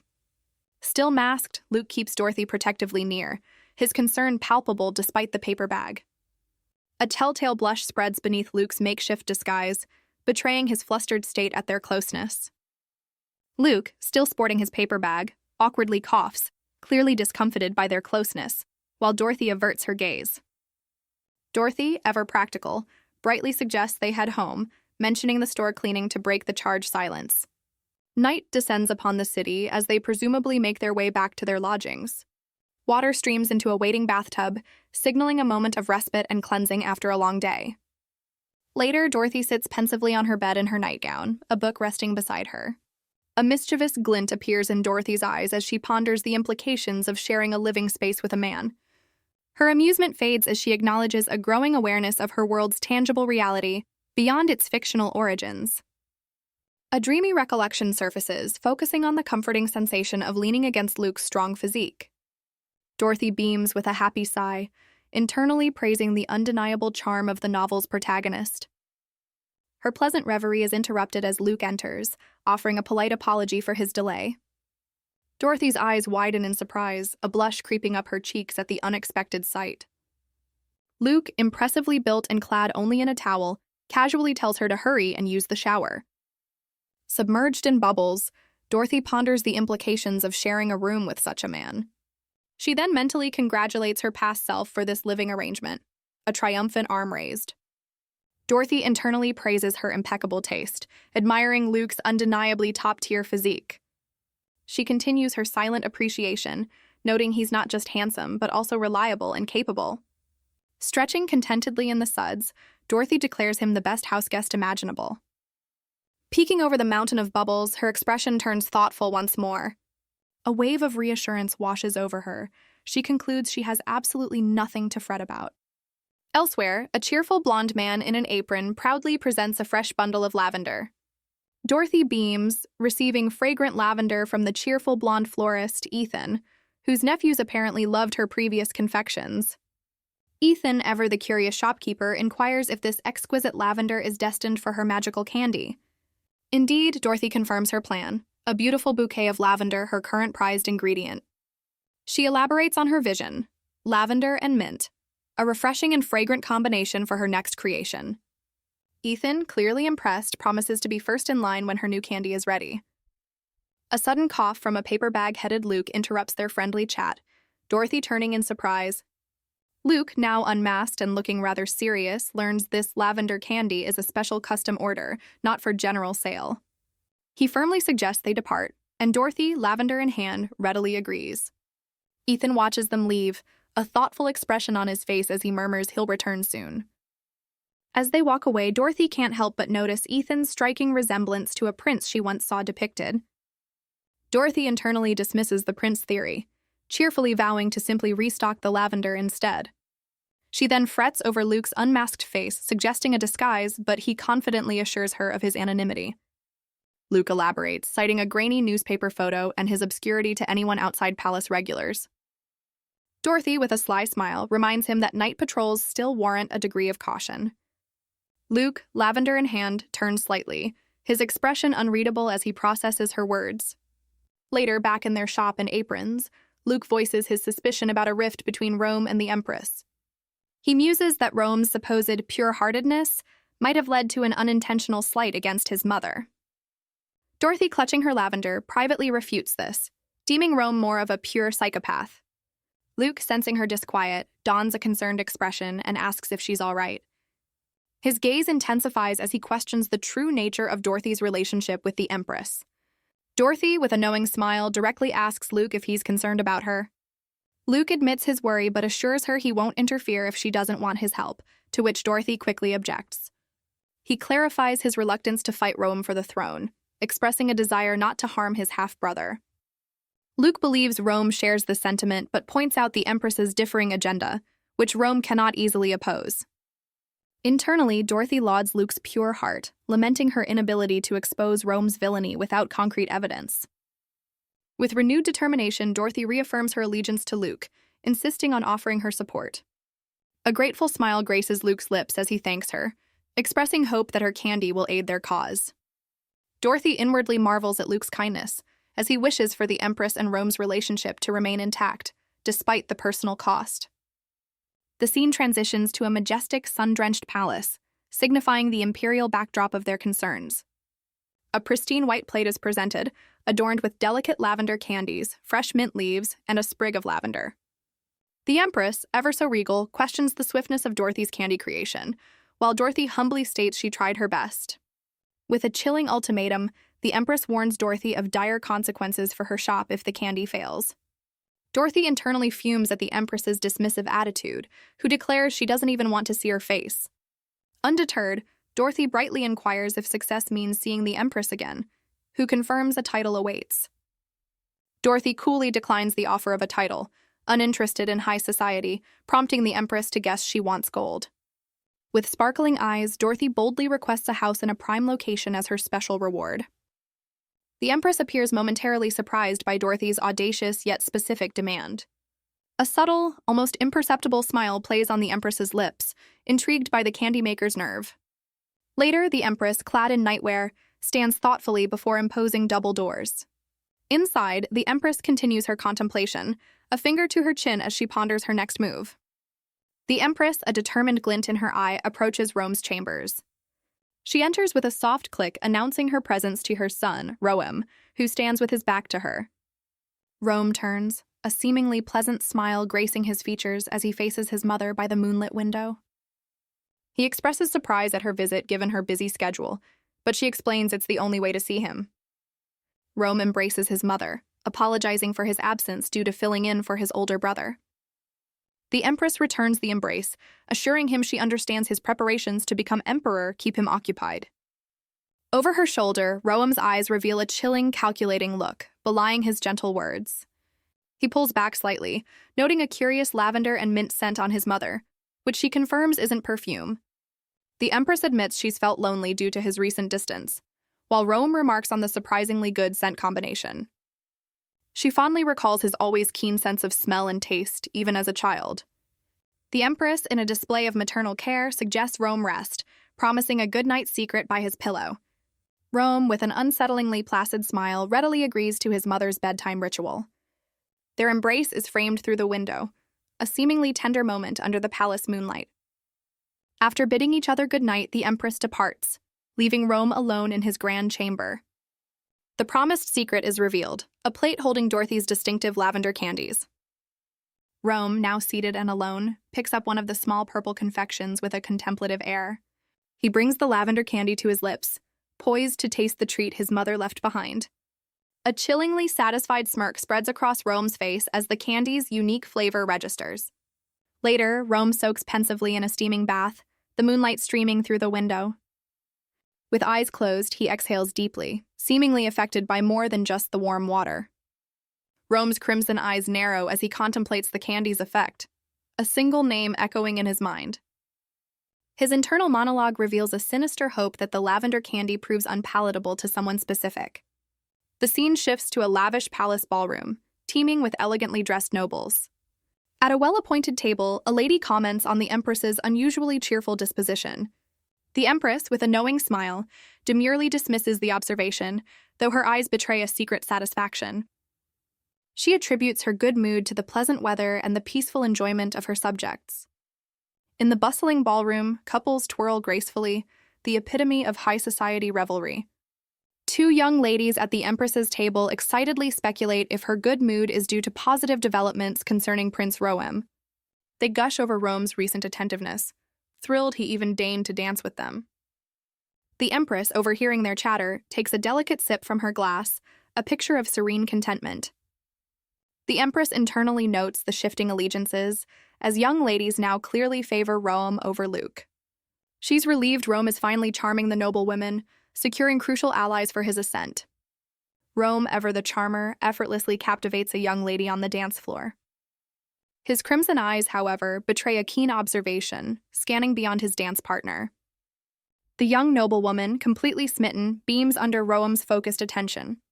Rome internally registers a familiar scent on his dance partner, the same minty fragrance. He notices the subtle mint aroma isn't isolated, but rather permeates the entire ballroom. Rome muses on the pleasant, almost masking quality of the widespread mint scent. Elsewhere in the ballroom, a lady is offered a small, familiar-looking blue candy. Rome observes with narrowed eyes as yet another candy makes an appearance, a recurring theme tonight. Rome, ever the multitasker, dances with one lady while his true focus lands on another pair across the ballroom. A grimace flickers across his face, a silent testament to some unspoken discomfort. He internally recoils from a sensation, though a flicker of strategic consideration immediately follows. With a faint, knowing smirk, Rome considers the pervasive mint scent a tolerable shield for his senses. Later, bathed in sunlight, Rome stands engrossed in a book within a grand, quiet study. The Empress enters, inquiring if he found his dance partners at the party satisfactory. He offers a cool, non-committal, "not bad." She then probes for his specific thoughts on Count Aaron's daughter, her gaze sharp and expectant. As Rome contemplates, his mother internally catalogues the young lady's manageable traits and, crucially, her family's support. The Empress then steers the conversation towards the first Marquise's daughter, whom she deems the most attractive candidate. She muses on the possibility of swaying the Marquis, an emperor's man, through his daughter, as Rome consults a detailed ledger. The Empress, her expression grave, continues to strategize with Rome. She firmly reminds Rome that securing a partner quickly is crucial to outmaneuver Luke. Her grip tightens, stressing how a strategic marriage will force even the emperor to acknowledge their growing power. Rome's gaze remains fixed, a silent calculation occurring behind his amber eyes. He offers a placid smile, conceding that the nobility already leans in their favor. Rome then coolly identifies the true obstacle, the emperor, who commands the people's loyalty. His words conjure the image of Luke, the favored son, still holding sway despite his absence. Rome points out the emperor's unwavering preference for Luke, a fact his mother knows all too well. He dismisses the idea of a noble marriage as ultimately futile against such deep-seated favoritism. The Empress listens, her face somber, as Rome highlights the public's adoration for his father's past love. Rome internally muses that a heartbreaking, tragic love story is the ultimate driving force he requires. With a knowing smile, he inwardly declares his quest is for romantic love, nothing less. The scene shifts to a grand chamber, bathed in the soft glow of the night sky through a large window. Later that night, Rome sits in his study, book in hand, his expression unreadable as he awaits someone. A shadowy figure enters, and Rome coolly remarks on their tardiness. The visitor, a man with a confident smirk, explains Rome's personal summons naturally caused a delay. Rome, from his seat, requests a favor, stressing the absolute need for secrecy from his mother. The visitor cheekily suggests staging another failed attempt on Luke might be simpler to keep the Empress in the dark. The man then affirms his complete loyalty, promising to do anything if Rome upholds his end of their bargain. He then presents a plate laden with small blue candies, a familiar yet distinct offering. Rome, ever observant, notes the mint candy's popularity and tasks his visitor with finding their creator. The visitor holds a blue candy marked with a V, while a glimpse of a certain blue-haired lady hints at the maker's identity. The visitor, ever pragmatic, questions the seemingly trivial nature of Rome's latest command. Rome, with a knowing smirk, speculates the candy maker is likely an attractive woman, piquing his interest. His loyal associate offers a deadpan stare, clearly unimpressed by Rome's romanticized deductions. The scene dramatically shifts to a sun-drenched, impressive new building, presented with a flourish. The blue-haired candy maker beams with pure delight, showcasing her new grand establishment. Her companion notes the house's convenient location, a gift from the Empress as she celebrates escaping their old, less luxurious lodgings. Eagerly, she declares the interior is ready and pulls her companion's hand, ready to explore their new space. Inside, a beautifully appointed sunlit space reveals a charming blend of home and shop, filled with flowers and warmth. The new establishment boasts a bright, charming kitchen, bathed in warm sunlight. The blue-haired lady is utterly smitten with the vintage, cozy, and romantic ambiance of their new home. Her companion, slightly flustered, inquires if this means they'll be cohabiting, just the two of them. He then remembers her previous, rather modest room, for which she'd prepaid a significant amount of rent. With a triumphant grin, she reveals she's already vacated her old lodgings, leaving him momentarily stunned. She then proudly presents a pouch, announcing she even managed to secure a refund. She playfully clarifies that a grand house like this surely has multiple rooms, cheekily claiming the best one for herself. Her hand glides over a surface as she elaborates on her plans for the spacious new dwelling. She then confesses that the thought of dining alone in such a large house feels a bit desolate. Her companion appears taken aback by her unexpected vulnerability, watching her thoughtfully. Her companion sits alone at a grand dining table, a stark contrast to her earlier desire for company. He thoughtfully savors a bite, his expression contemplative as he considers her words. He gently takes her hand, expressing his happiness if she's truly okay with their new arrangement. With a charming smile, he confesses he's all for it, especially the part where they can be together all the time. He then smoothly offers to take care of dinner, a confident glint in his eyes despite his freeloading status. The blue-haired lady looks utterly astonished, her eyes wide as she processes his unexpected culinary claim. Her companion appears momentarily speechless, a comically blank expression washing over him at her disbelief. He quickly recovers, suggesting he'll just go buy something instead, abandoning his cooking aspirations. She cheerfully waves him off from the balcony, reminding him to stick strictly to the shopping list. Her companion strides purposefully through the town, list in one hand and a shopping basket in the other. Her companion strolls through town, a subtle smile playing on his lips, clearly enjoying his errand. He inwardly admits this simple task is surprisingly fun, his steps light on the cobblestone. The vibrant town square unfolds before him, and he marvels at finding joy in such an ordinary, peaceful moment. With a cheerful grin and basket in tow, he practically skips along, radiating an infectious happiness.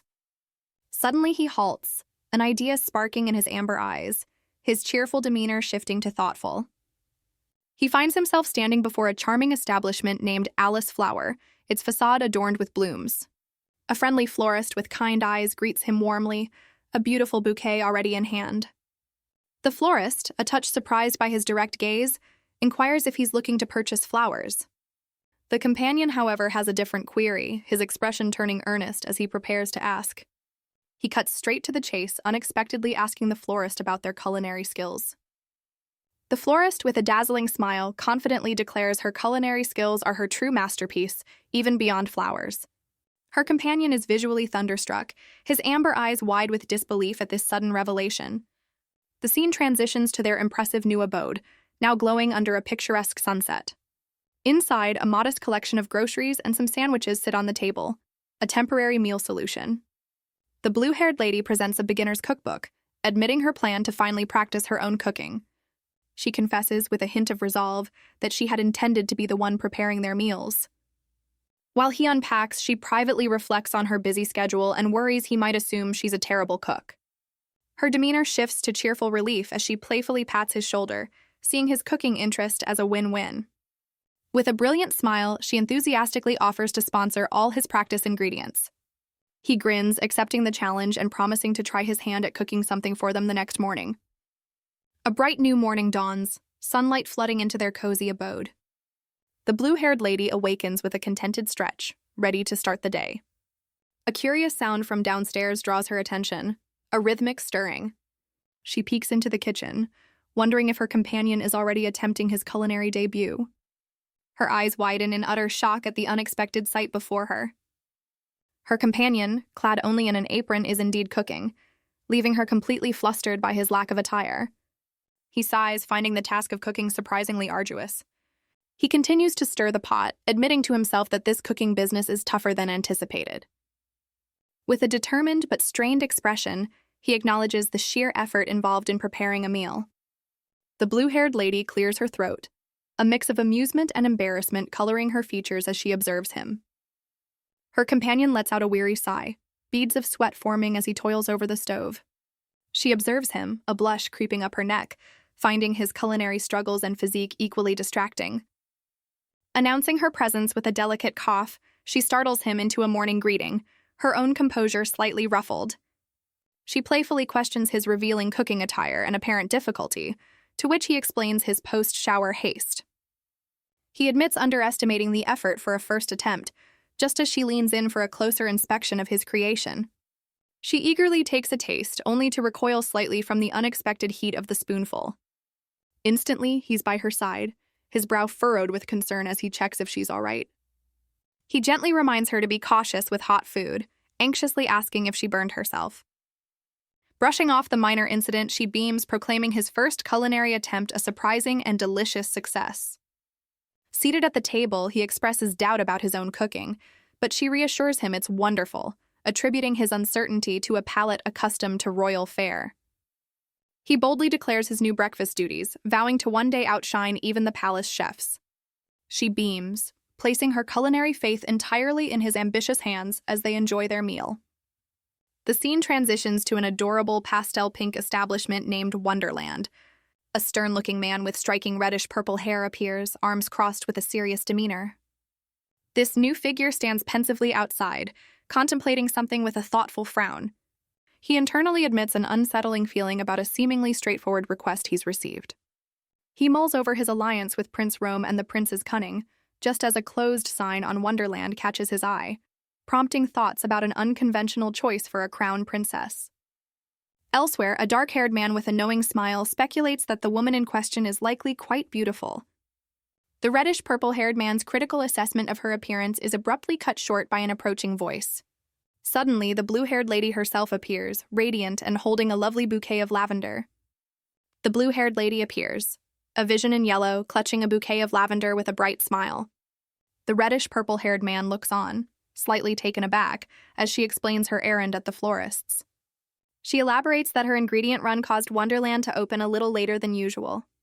Standing before him, she clarifies that the shop's delayed opening was just for today. Internally, she recognizes Julian and questions his unwelcome reappearance with visible annoyance. Julian, with a charming yet presumptuous smile, implies his long wait warrants some special consideration. She begrudgingly concedes, turning to lead him into the shop, her displeasure palpable. Julian observes her with a calculating gaze as she heads inside, his true intentions veiled. She inwardly sighs with relief, glad her companion Luke was sent home, leaving her to deal with Julian alone. Now inside Wonderland, she professionally inquires if Julian had a particular item in mind. Julian ever so subtly probes if she's forgotten his oh-so-memorable face. She exhales, a silent testament to her rapidly depleting reserves of patience for this particular customer. With a smile that doesn't quite reach her eyes, she affirms her recollection of their prior discussion about press coverage and product samples. Julian then airily suggests he figured her business would be booming by now, all thanks to the many chances he so generously gave her. He follows this up with a rather insincere apology for his own tardiness in gracing her shop with his presence again. He explains his delay by detailing the arduous task of sampling each candy, a process he apparently took very seriously, much to her concealed annoyance. He then invades her personal space, his compliments on her eye-matching candies accompanied by a hand creeping towards her chin. She jerks away, her disgust at his forwardness shattering her composure. Her hand moves like lightning, swatting away his offending fingers, her disbelief at his sheer audacity evident. With a glare that could freeze fire, she commands the utterly shameless Julian to get out and to do it now. Julian stares at his hand, seemingly processing the sting of her swift rejection. She furiously clarifies that his ejection isn't mere rejection, but a consequence of his blatant disrespect. With both hands, she attempts to physically oust the unwelcome Julian, firmly insisting he depart. He smirks, audaciously commenting on her proximity, leaving her utterly flustered by his nerve. Julian then produces an envelope, smoothly asserting he's actually a very good customer. With a flourish, he grandly declares his intention to purchase every single candy she has in stock today. She eyes him with deep suspicion as he presents the envelope, trying to convince her of his sincerity. Opening it, she's stunned to find a legitimate check for an astronomical amount, clearly from this world. Julian maintains a smug, confident grin, as she internally questions his outrageous purchasing power. Her jaw hangs slightly agape, rendered momentarily speechless by this unexpected turn of events. Despite the massive check, she coolly informs Julian she's not selling and politely asks him to vacate the premises. Julian, visibly surprised by her refusal, questions her seriousness before deciding to adopt a more candid approach. She stands her ground, declaring she has zero interest in any dubious dealings with him or his notorious Lycaean guild.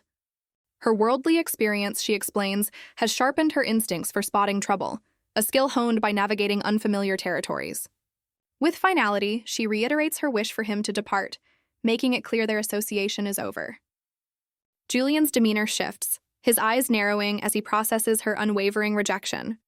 She then throws down a veiled gauntlet, suggesting knowing her true identity might be far more perilous for him, and issues a stark warning. With a triumphant smile, she reveals her ace, a royal pardon and the Empress's personal endorsement of her confections.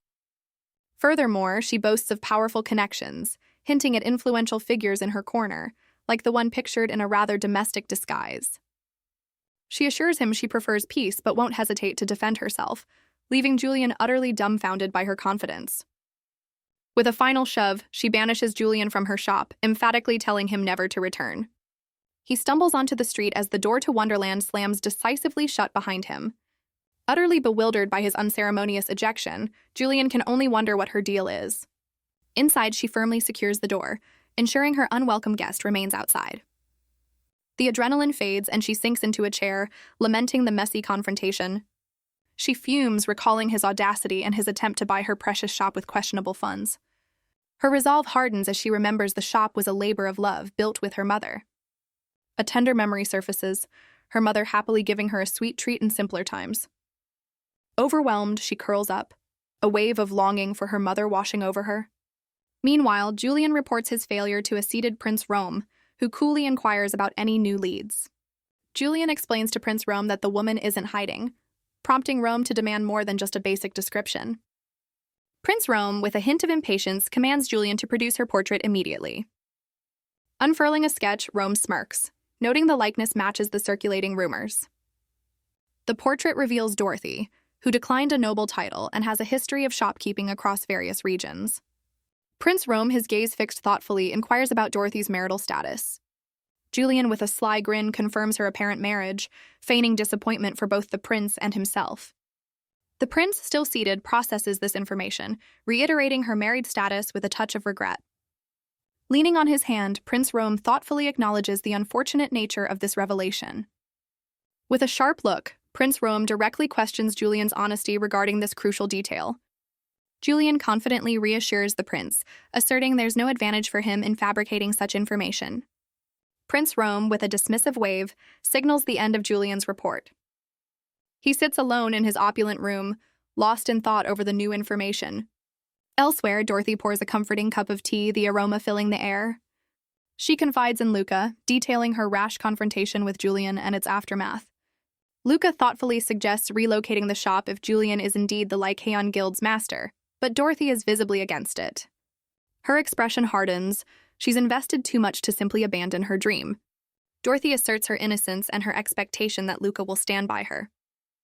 She passionately declares she won't back down, especially after securing their wonderful home.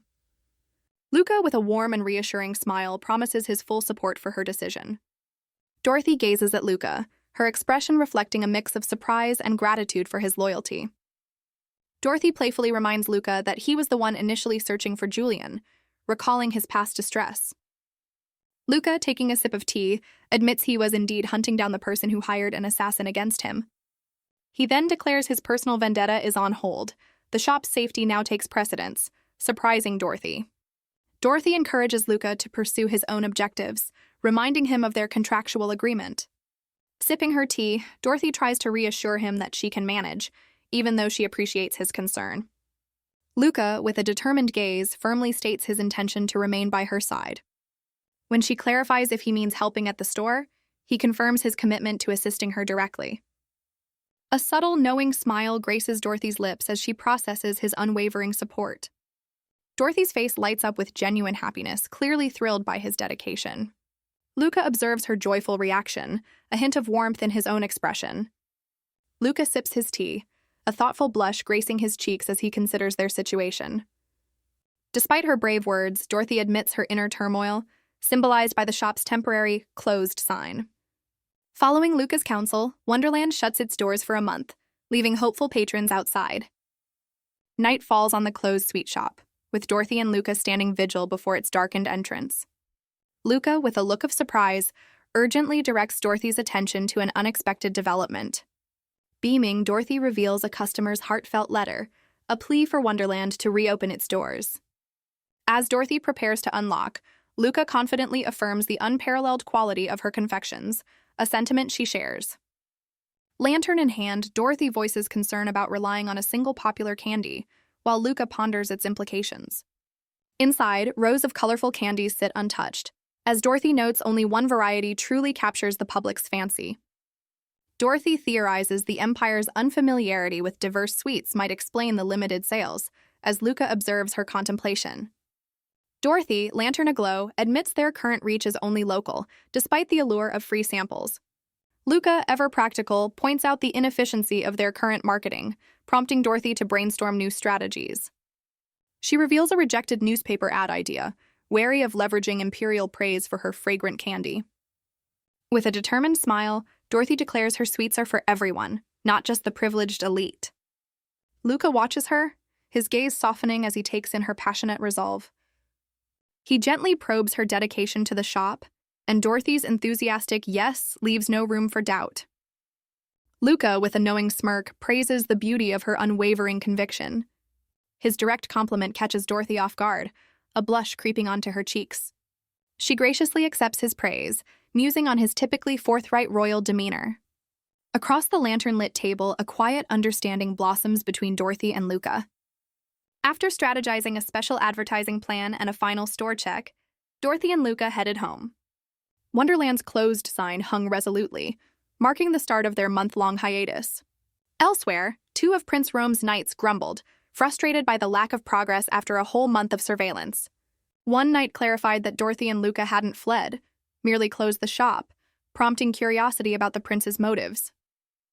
His companion speculated the prince might wish to express gratitude to Dorothy in a subtle manner. The first knight, however, cared little for the reason, simply reveling in the honor of a direct order from royalty. They resolved to proceed discreetly, determined not to let any rivals usurp their mission. The following day dawned, casting a hopeful light upon the quaint exterior of Wonderland. Inside, Luca, holding a fresh bouquet of purple flowers, wore a gentle, anticipatory smile. Dorothy, her face bright and welcoming, also clutched flowers as she prepared to greet their patrons. Meanwhile, Prince Rome's knights, looking utterly bored from their stakeout, finally decide to make a move. They enter a nearby flower shop, where the cheerful florist inquires about their unusual visit, only for them to state they have a single question. The knights cut to the chase, probing the florist for any information on the candy store owner, particularly her origins. The florist vaguely mentions hearing she's from overseas, prompting the knights to dig deeper, asking about her family. With a knowing smile, the florist cleverly reminds them of their one-question limit.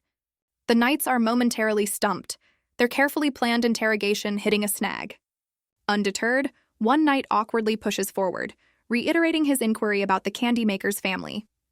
The florist pauses, a thoughtful expression crossing her face as she considers their persistent questioning. Beaming, the florist cheerfully informs the knights that Dorothy is a newlywed, happily married. The news of Dorothy's marital status sends shockwaves of surprise through the snooping knights. Dorothy and Luca are flabbergasted to hear themselves described as a newlywed couple. The florist, with a knowing look, sheepishly explains there's a specific reason for this misinformation.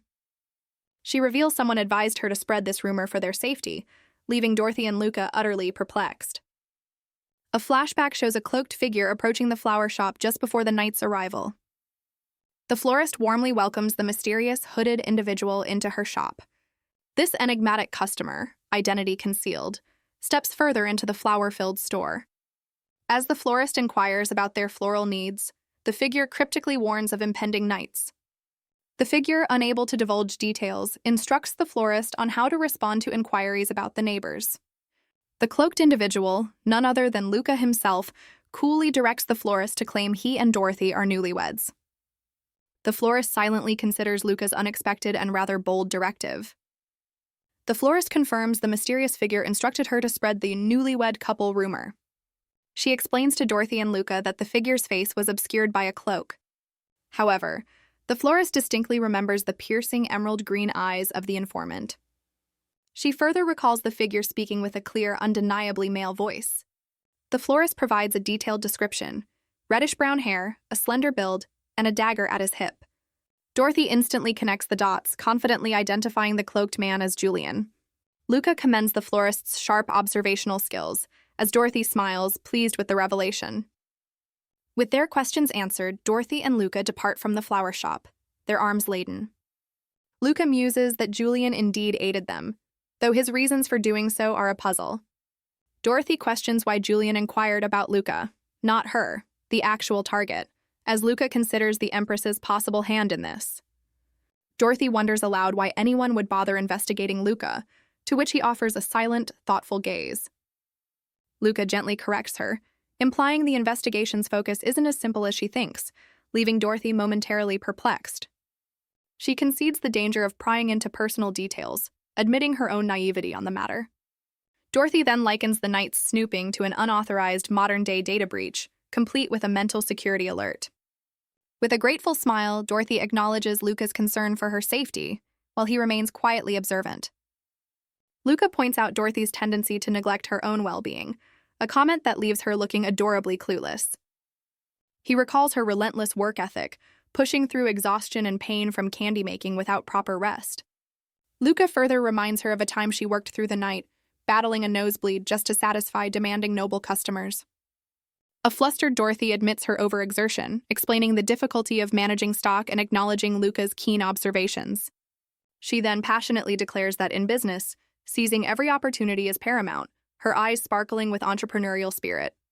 Luca, ever the strategist, dramatically unveils his next brilliant marketing move to a curious Dorothy.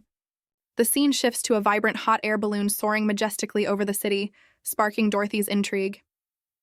Dorothy beams as Luca suggests an ingenious plan: advertising Wonderland by scattering flyers from a hot air balloon. Thrilled by the audacious idea, Dorothy is all in, envisioning a sky full of their advertisements. Their quest for aerial advertising leads them to the Berry Night pub, where Dorothy hopes to secure their sky-high vessel. Inside, a cheerful eye-patch-wearing woman confirms she indeed owns a hot air balloon, much to their surprise. The pub owner reveals she acquired the balloon for her daughter's whimsical desire to fly. She explains that while her balloon is available, tracking down others would be a challenge, prompting Dorothy to ask if they can borrow hers. The proprietor readily agrees to rent out her balloon, causing Dorothy's face to light up with pure, unadulterated joy. A single gold coin is presented, sealing the deal for their high-flying promotional campaign. Dorothy, with a comically pained expression, reluctantly parts with the single gold coin. The pub owner briskly snatches the coin, thanking them for their business with a hearty fist bump. Tossing the coin, the owner declares she'll send the balloon up once they bring the flyers, while Dorothy mourns her gold. The owner generously offers to help clean up any leftover flyers, earning Dorothy's delighted gratitude. Changing tack, the proprietor asks if Dorothy knows how to create flyers, offering her expertise.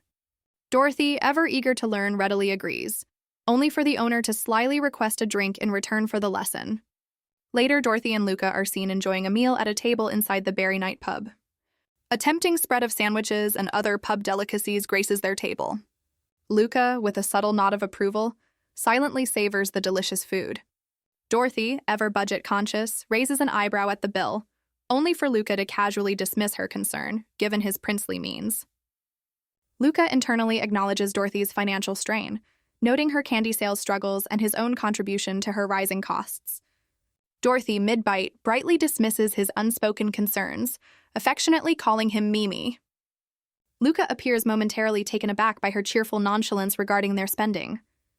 With unwavering optimism, Dorothy frames their expenses as a necessary investment in her burgeoning business. She then confidently declares that having Mimi by her side is a significant asset. Dorothy playfully offers Luca a bite, cheekily suggesting he repay her double in the future. Luca eyes the proffered morsel, his expression shifting to one of quiet contemplation. He accepts the food from her fork, a subtle understanding passing between them. A small, confident smile plays on Luca's lips as he vows to repay her generosity 1,000 times over, as a person.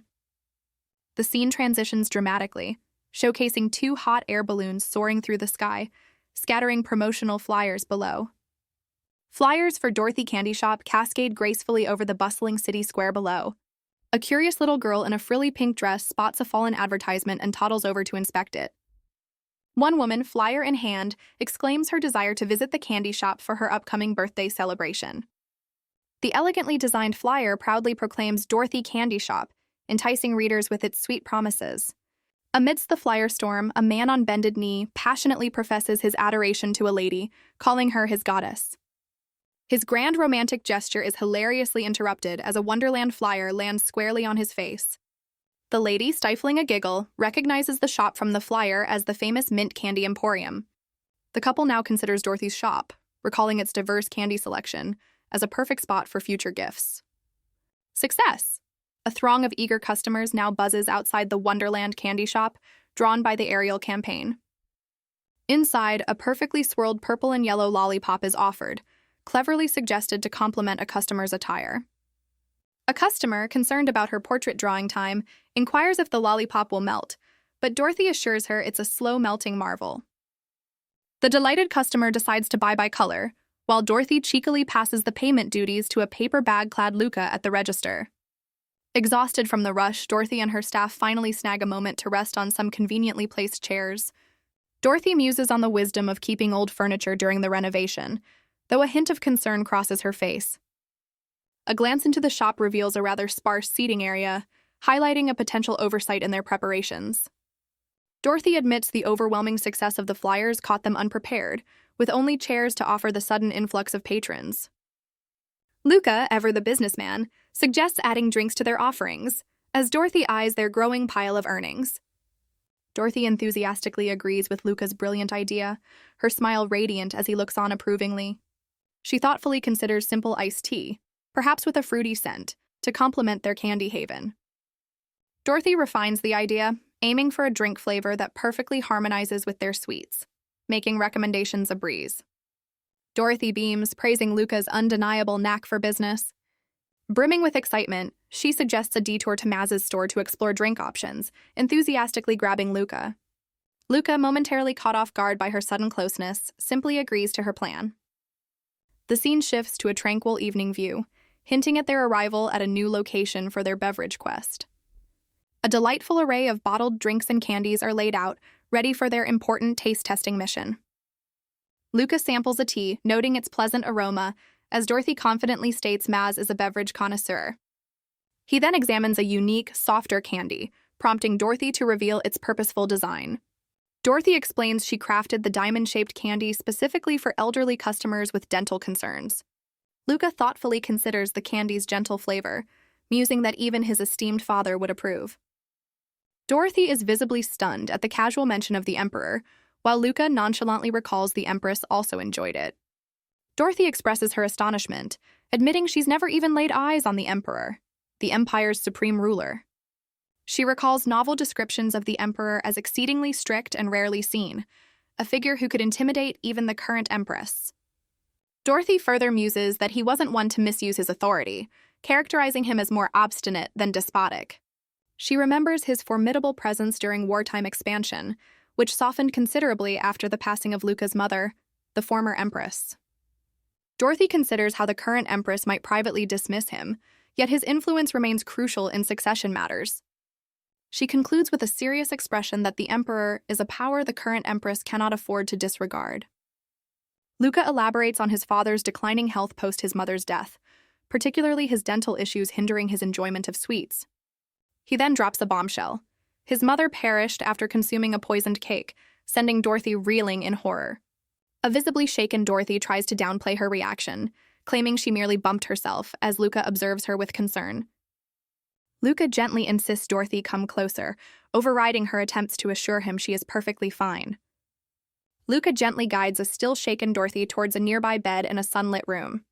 He calmly instructs her to lie down, much to Dorothy's wide-eyed surprise. With a gentle push, Luca positions her face down on the bed, prompting Dorothy to wonder if a massage is imminent. Luca leans over her, his expression soft, reassuring her to relax and trust him.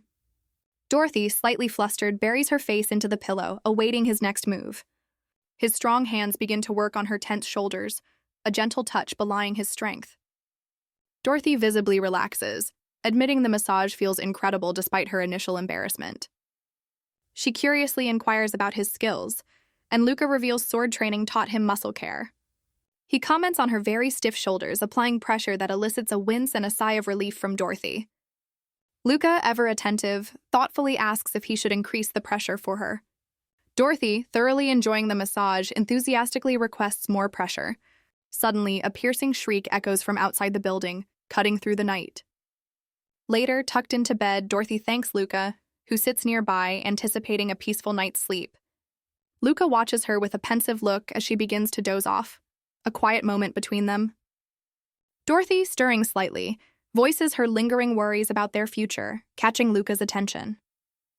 She reveals her anxiety stems from Julian's fabrication about them being a newlywed couple. Luca pragmatically points out Julian's lie inadvertently helped them, suggesting they maintain the facade.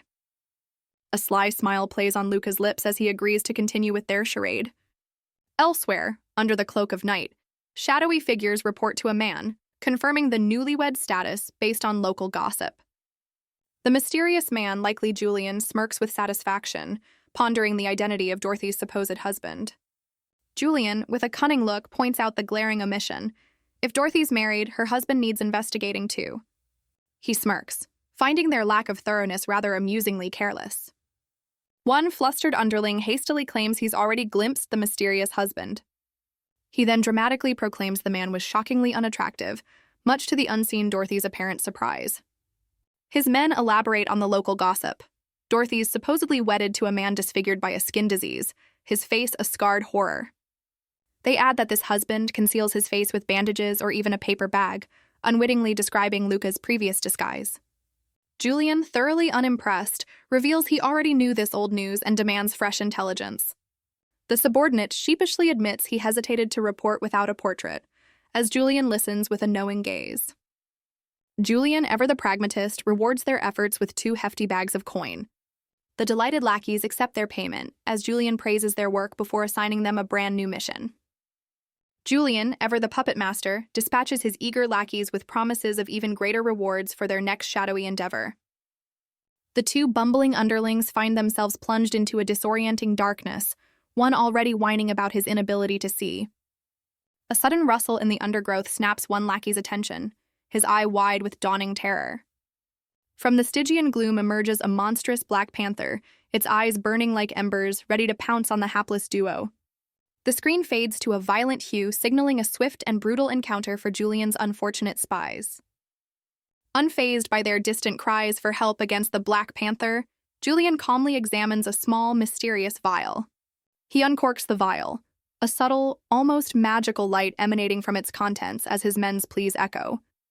A stern-faced Ethan appears, questioning Julian's methods and suggesting the lackey's demise was unnecessary.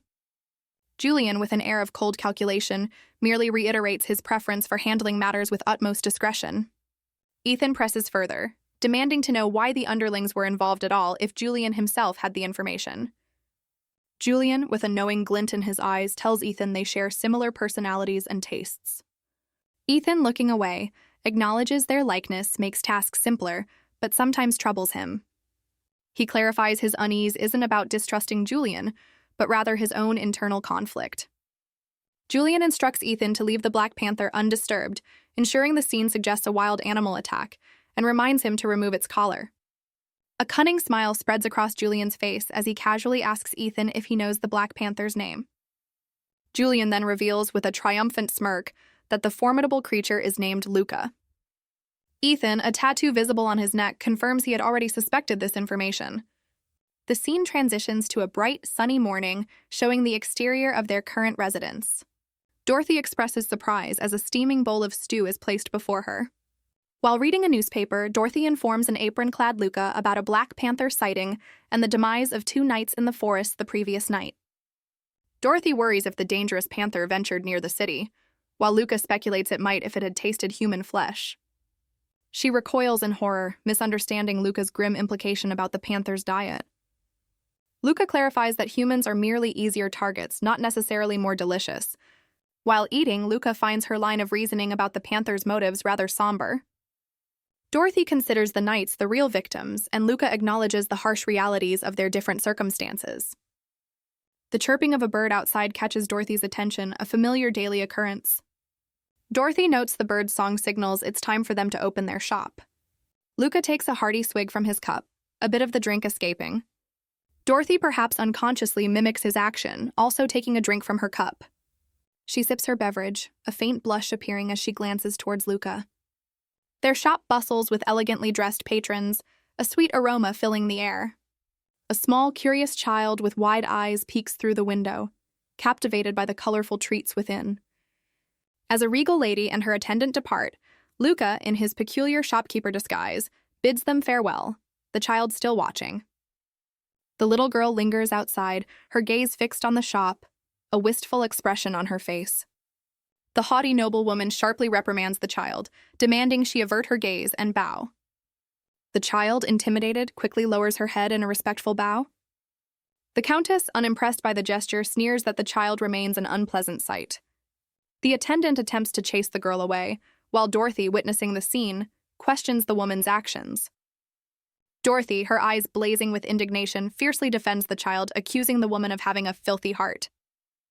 The attendant and the countess are aghast, questioning how a mere commoner dares to address nobility with such disrespect. The countess fumes, believing the Empress's acknowledgement has made these lowly people far too arrogant. Dorothy stands her ground, defiantly embracing her commoner status alongside the frightened child. The noblewoman seethes, utterly incensed that one commoner dares to defend another against her. As her attendant tries to intervene, the countess demands a refund for her trash purchase, which Dorothy readily offers. Dorothy delivers a scathing retort, suggesting the countess can go without while everyone else enjoys the treats. The countess, pushed to her limit, raises her hand, intending to strike Dorothy down. But before her hand can connect, Luca's gloved fist sharply intercepts the blow.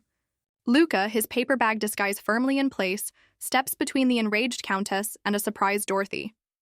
The attendant, clearly panicked, hastily tries to escort the sputtering countess away from the escalating scene. Dorothy loudly laments the countess missing out on sweets even royalty adores, as the noblewoman is bundled into her carriage.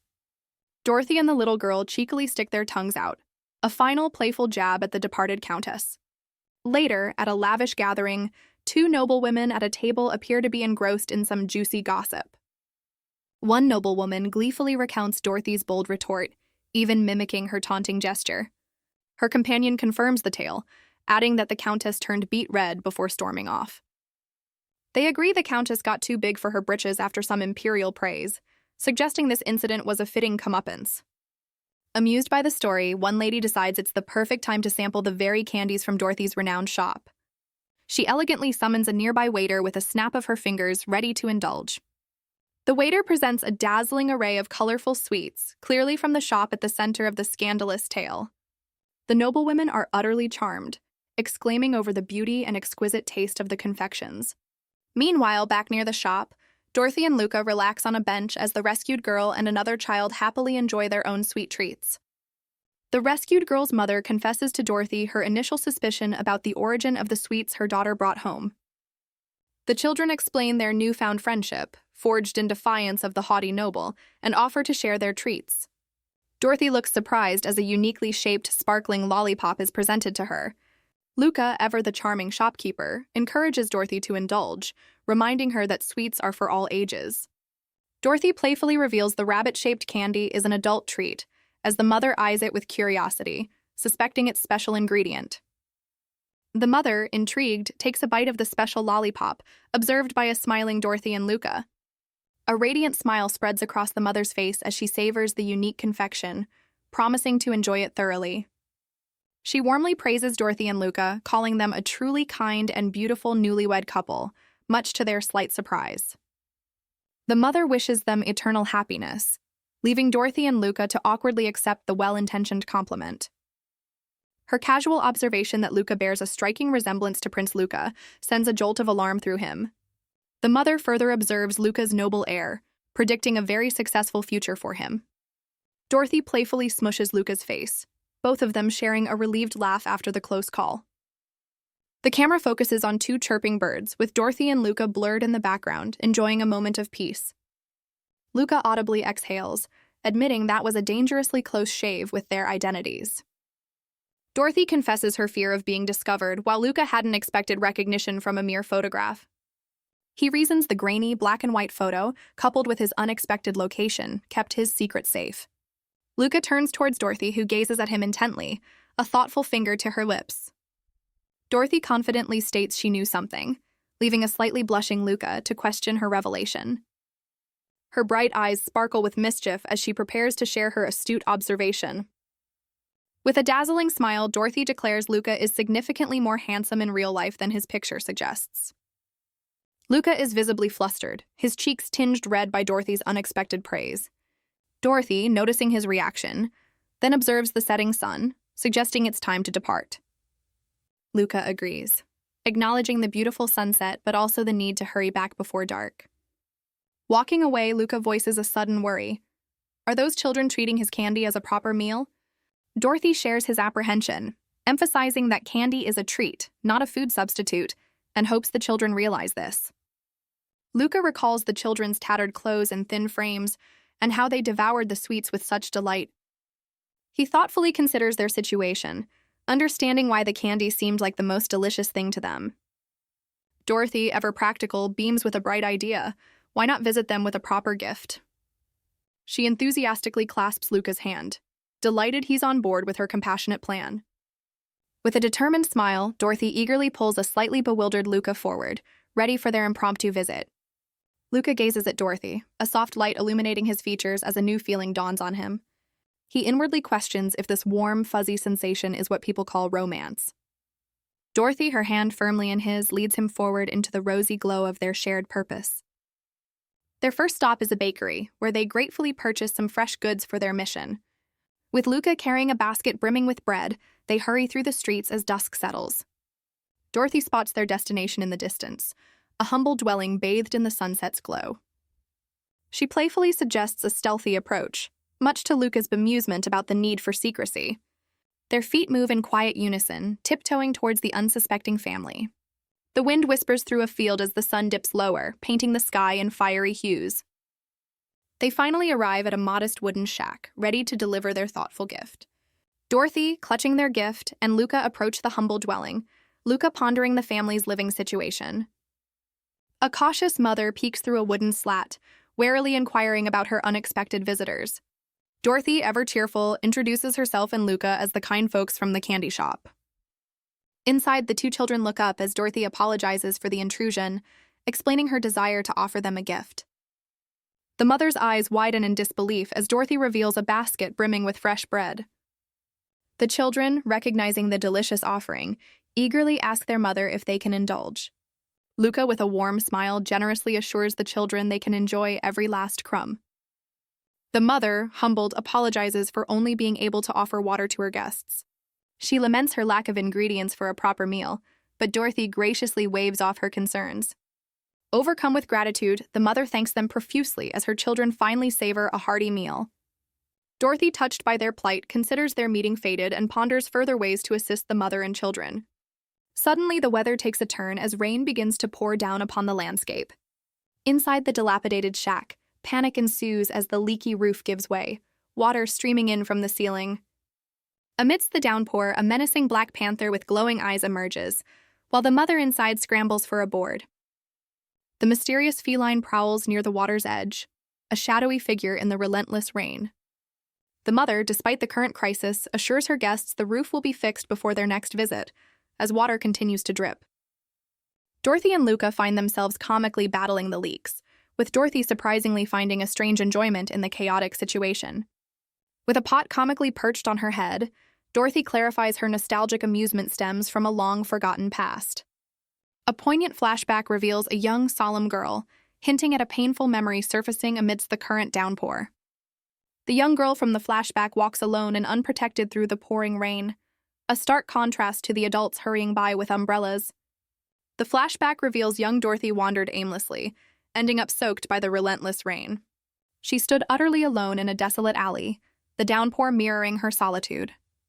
In her memory, a younger version of herself sat on an outdoor unit, sharing a treat with another child in the rain. The flashback then focuses on the empty, rain-lashed spot, a silent testament to a fleeting moment.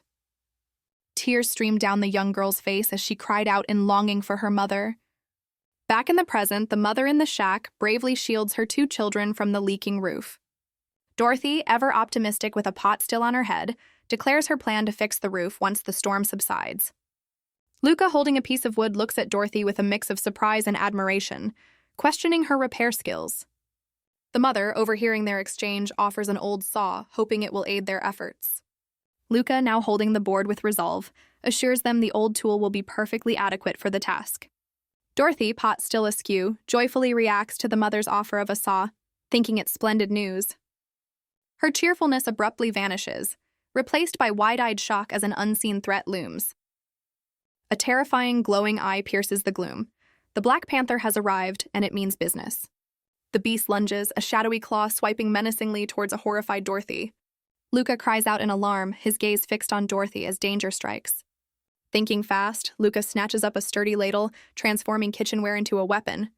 He shoves Dorothy to safety, bravely positioning himself between her and the attacking feline. Luca stands firm, ladle at the ready, as the panther's sinuous tail flicks past him. Dorothy, now sheltered by Luca, anxiously questions his decision to confront the formidable beast with such a humble tool. Luca, with grim determination, coolly accepts the risk of injury, confident he will survive the encounter. Luca firmly instructs everyone to stay put, a worried Dorothy looking on. Dorothy, however, clutches Luca's arm, determined to join him in facing the danger. Luca deems it too perilous, but Dorothy, with a sudden bright smile, announces she has a plan. She energetically tells everyone to arm themselves with anything available, just as the mother and children begin to do. Luca watches Dorothy with a mix of astonishment and apprehension as she directs them to find sturdy objects. Dorothy triumphantly presents 2 bowls, her chosen instruments for the upcoming confrontation. She explains that the bowls will make a significant noise, a tactic that leaves Luca utterly perplexed. Dorothy cheerfully recalls Luca's earlier point about panthers preying on the vulnerable. She proposes that by appearing formidable, they might intimidate the beast into backing down, inspiring the mother and children to brandish their makeshift weapons. Luca stares, a complex expression crossing his face as he processes Dorothy's audacious strategy. Outside, the relentless downpour continues, setting a grim stage for the confrontation. A determined foot plants itself firmly, signaling an unyielding stance against the approaching threat. Luca, now armed with 2 ladles, positions himself at the doorway, a makeshift guardian. He stands ready to bang his kitchenware cymbals as the panther leaps towards their precarious shelter. At Dorothy's cue, the entire group erupts in a coordinated cacophony of shouts and clanging. The fearsome panther, clearly taken aback by the sudden, noisy resistance, visibly flinches.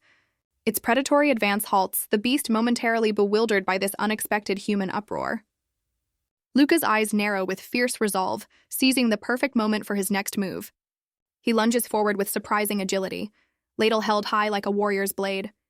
The panther, confronted by this bold counterattack, stares with wide, startled eyes. With the panther subdued by Luca, the mother shoos her curious children inside, one still eager for a glimpse. The once menacing panther now lies dazed, its glowing eyes dimmed by confusion. Dorothy and Luca observe the surprisingly young and sleek feline, pondering its fate and noting a disastrous encounter was narrowly avoided. Dorothy gently examines the panther's neck, discovering faint but distinct marks beneath its fur. They deduce these marks indicate prolonged captivity, suggesting the panther was once kept by humans. The pair considers the beast's odd behavior, questioning who would poorly train it to attack, yet not to kill. Luca points out that black panthers are not native, meaning this one is an exotic import. Dorothy connects the clues, realizing such an animal likely belonged to a wealthy, influential noble. A portrait of a smug noble couple flashes, strongly implying their connection to the mysterious panther. Luca, his expression grim, declares their next destination must be the Imperial Palace to investigate further. The scene shifts, water cascading from a shower head, a moment of cleansing after the chaos. A figure's silhouette is visible behind a shower curtain, hinting at Luca washing off the grime of their recent ordeal. Luca emerges, water droplets clinging to his back as he stands in the bath. His expression is pensive, the recent events clearly weighing on his mind even in a moment of respite. Fresh clothes lie neatly folded, a stark contrast to their previous rain-soaked attire.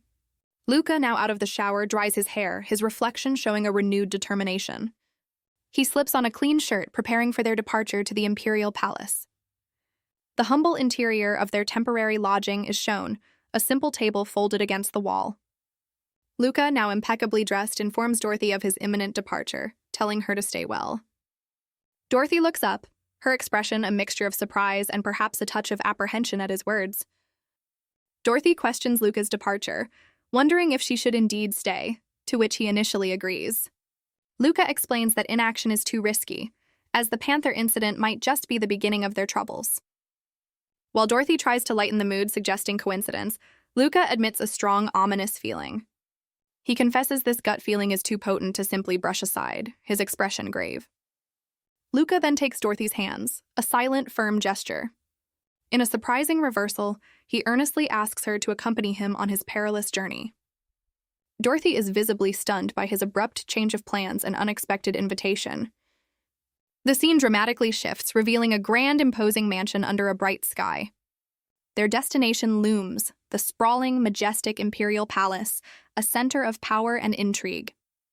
Inside, a scene of opulent leisure unfolds, with nobles being attended to in a lavishly decorated room. A dapper servant presents a platter of exquisite desserts, while a maid attends to duties in the opulent room. The camera zooms in on the tempting array of pastries, each a miniature work of art. A noblewoman shares a light-hearted moment with a young man, presumably her son, over tea and sweets. The young nobleman smiles warmly, a cup of steaming tea before him, radiating an air of refined charm. His mother expresses her delight, reminiscing about their playful banter from his younger days. She beams with maternal pride, cherishing this feeling of him being her little boy once more. With a gentle clink of her teacup, the mother signals a shift in their conversation. She gazes at her son expectantly, inviting him to reveal the purpose of his visit. The young man maintains a polite smile as his mother openly muses about his intentions. Her attention shifts slightly as he poses a curious question about a piece he is currently playing. The young nobleman identifies the piece as the hidden tulip, noting its forgotten lyrical origins. He recounts the song's tale, a commoner's love transforming her into a noble bride, captivating all. His mother, with a knowing glint in her eye, admits that particular detail had slipped her mind. Her composure shatters as he proposes this very song as the theme for the upcoming Imperial ball. The noblewoman reacts with disbelief to Lowen's audacious suggestion concerning the ball's music. Lowen's fiery gaze reveals his intent. This song will no longer honor his father and the late Empress. His mother is left speechless, her expression a mask of shock at his revolutionary declaration. A poignant memory surfaces, depicting a joyful dance between the late Emperor and Empress. A delicate hand clutches fabric, hinting at a hidden tension beneath the surface of past elegance. The mother stands alone, dwarfed by a grand portrait of the former imperial couple, lost in thought. The noblewoman sits ramrod straight, her back to the viewer, absorbing her son's audacious words. Her composure cracks, demanding Lowen clarify his shocking intentions for the imperial ball. Lowen, with a chillingly wide grin, boldly states he, her son, will claim the hidden tulip for himself. He insinuates this tale of class-defying love is precisely what his mother secretly craved all along. The mother's face drains of color, her eyes wide with a mixture of disbelief and dawning dread. Elsewhere in the palace, maids diligently clean, one pausing as if overhearing a scandalous rumor. Whispers spread among the staff. The Empress is hosting a tulip ball, a baffling decision since she previously abolished it.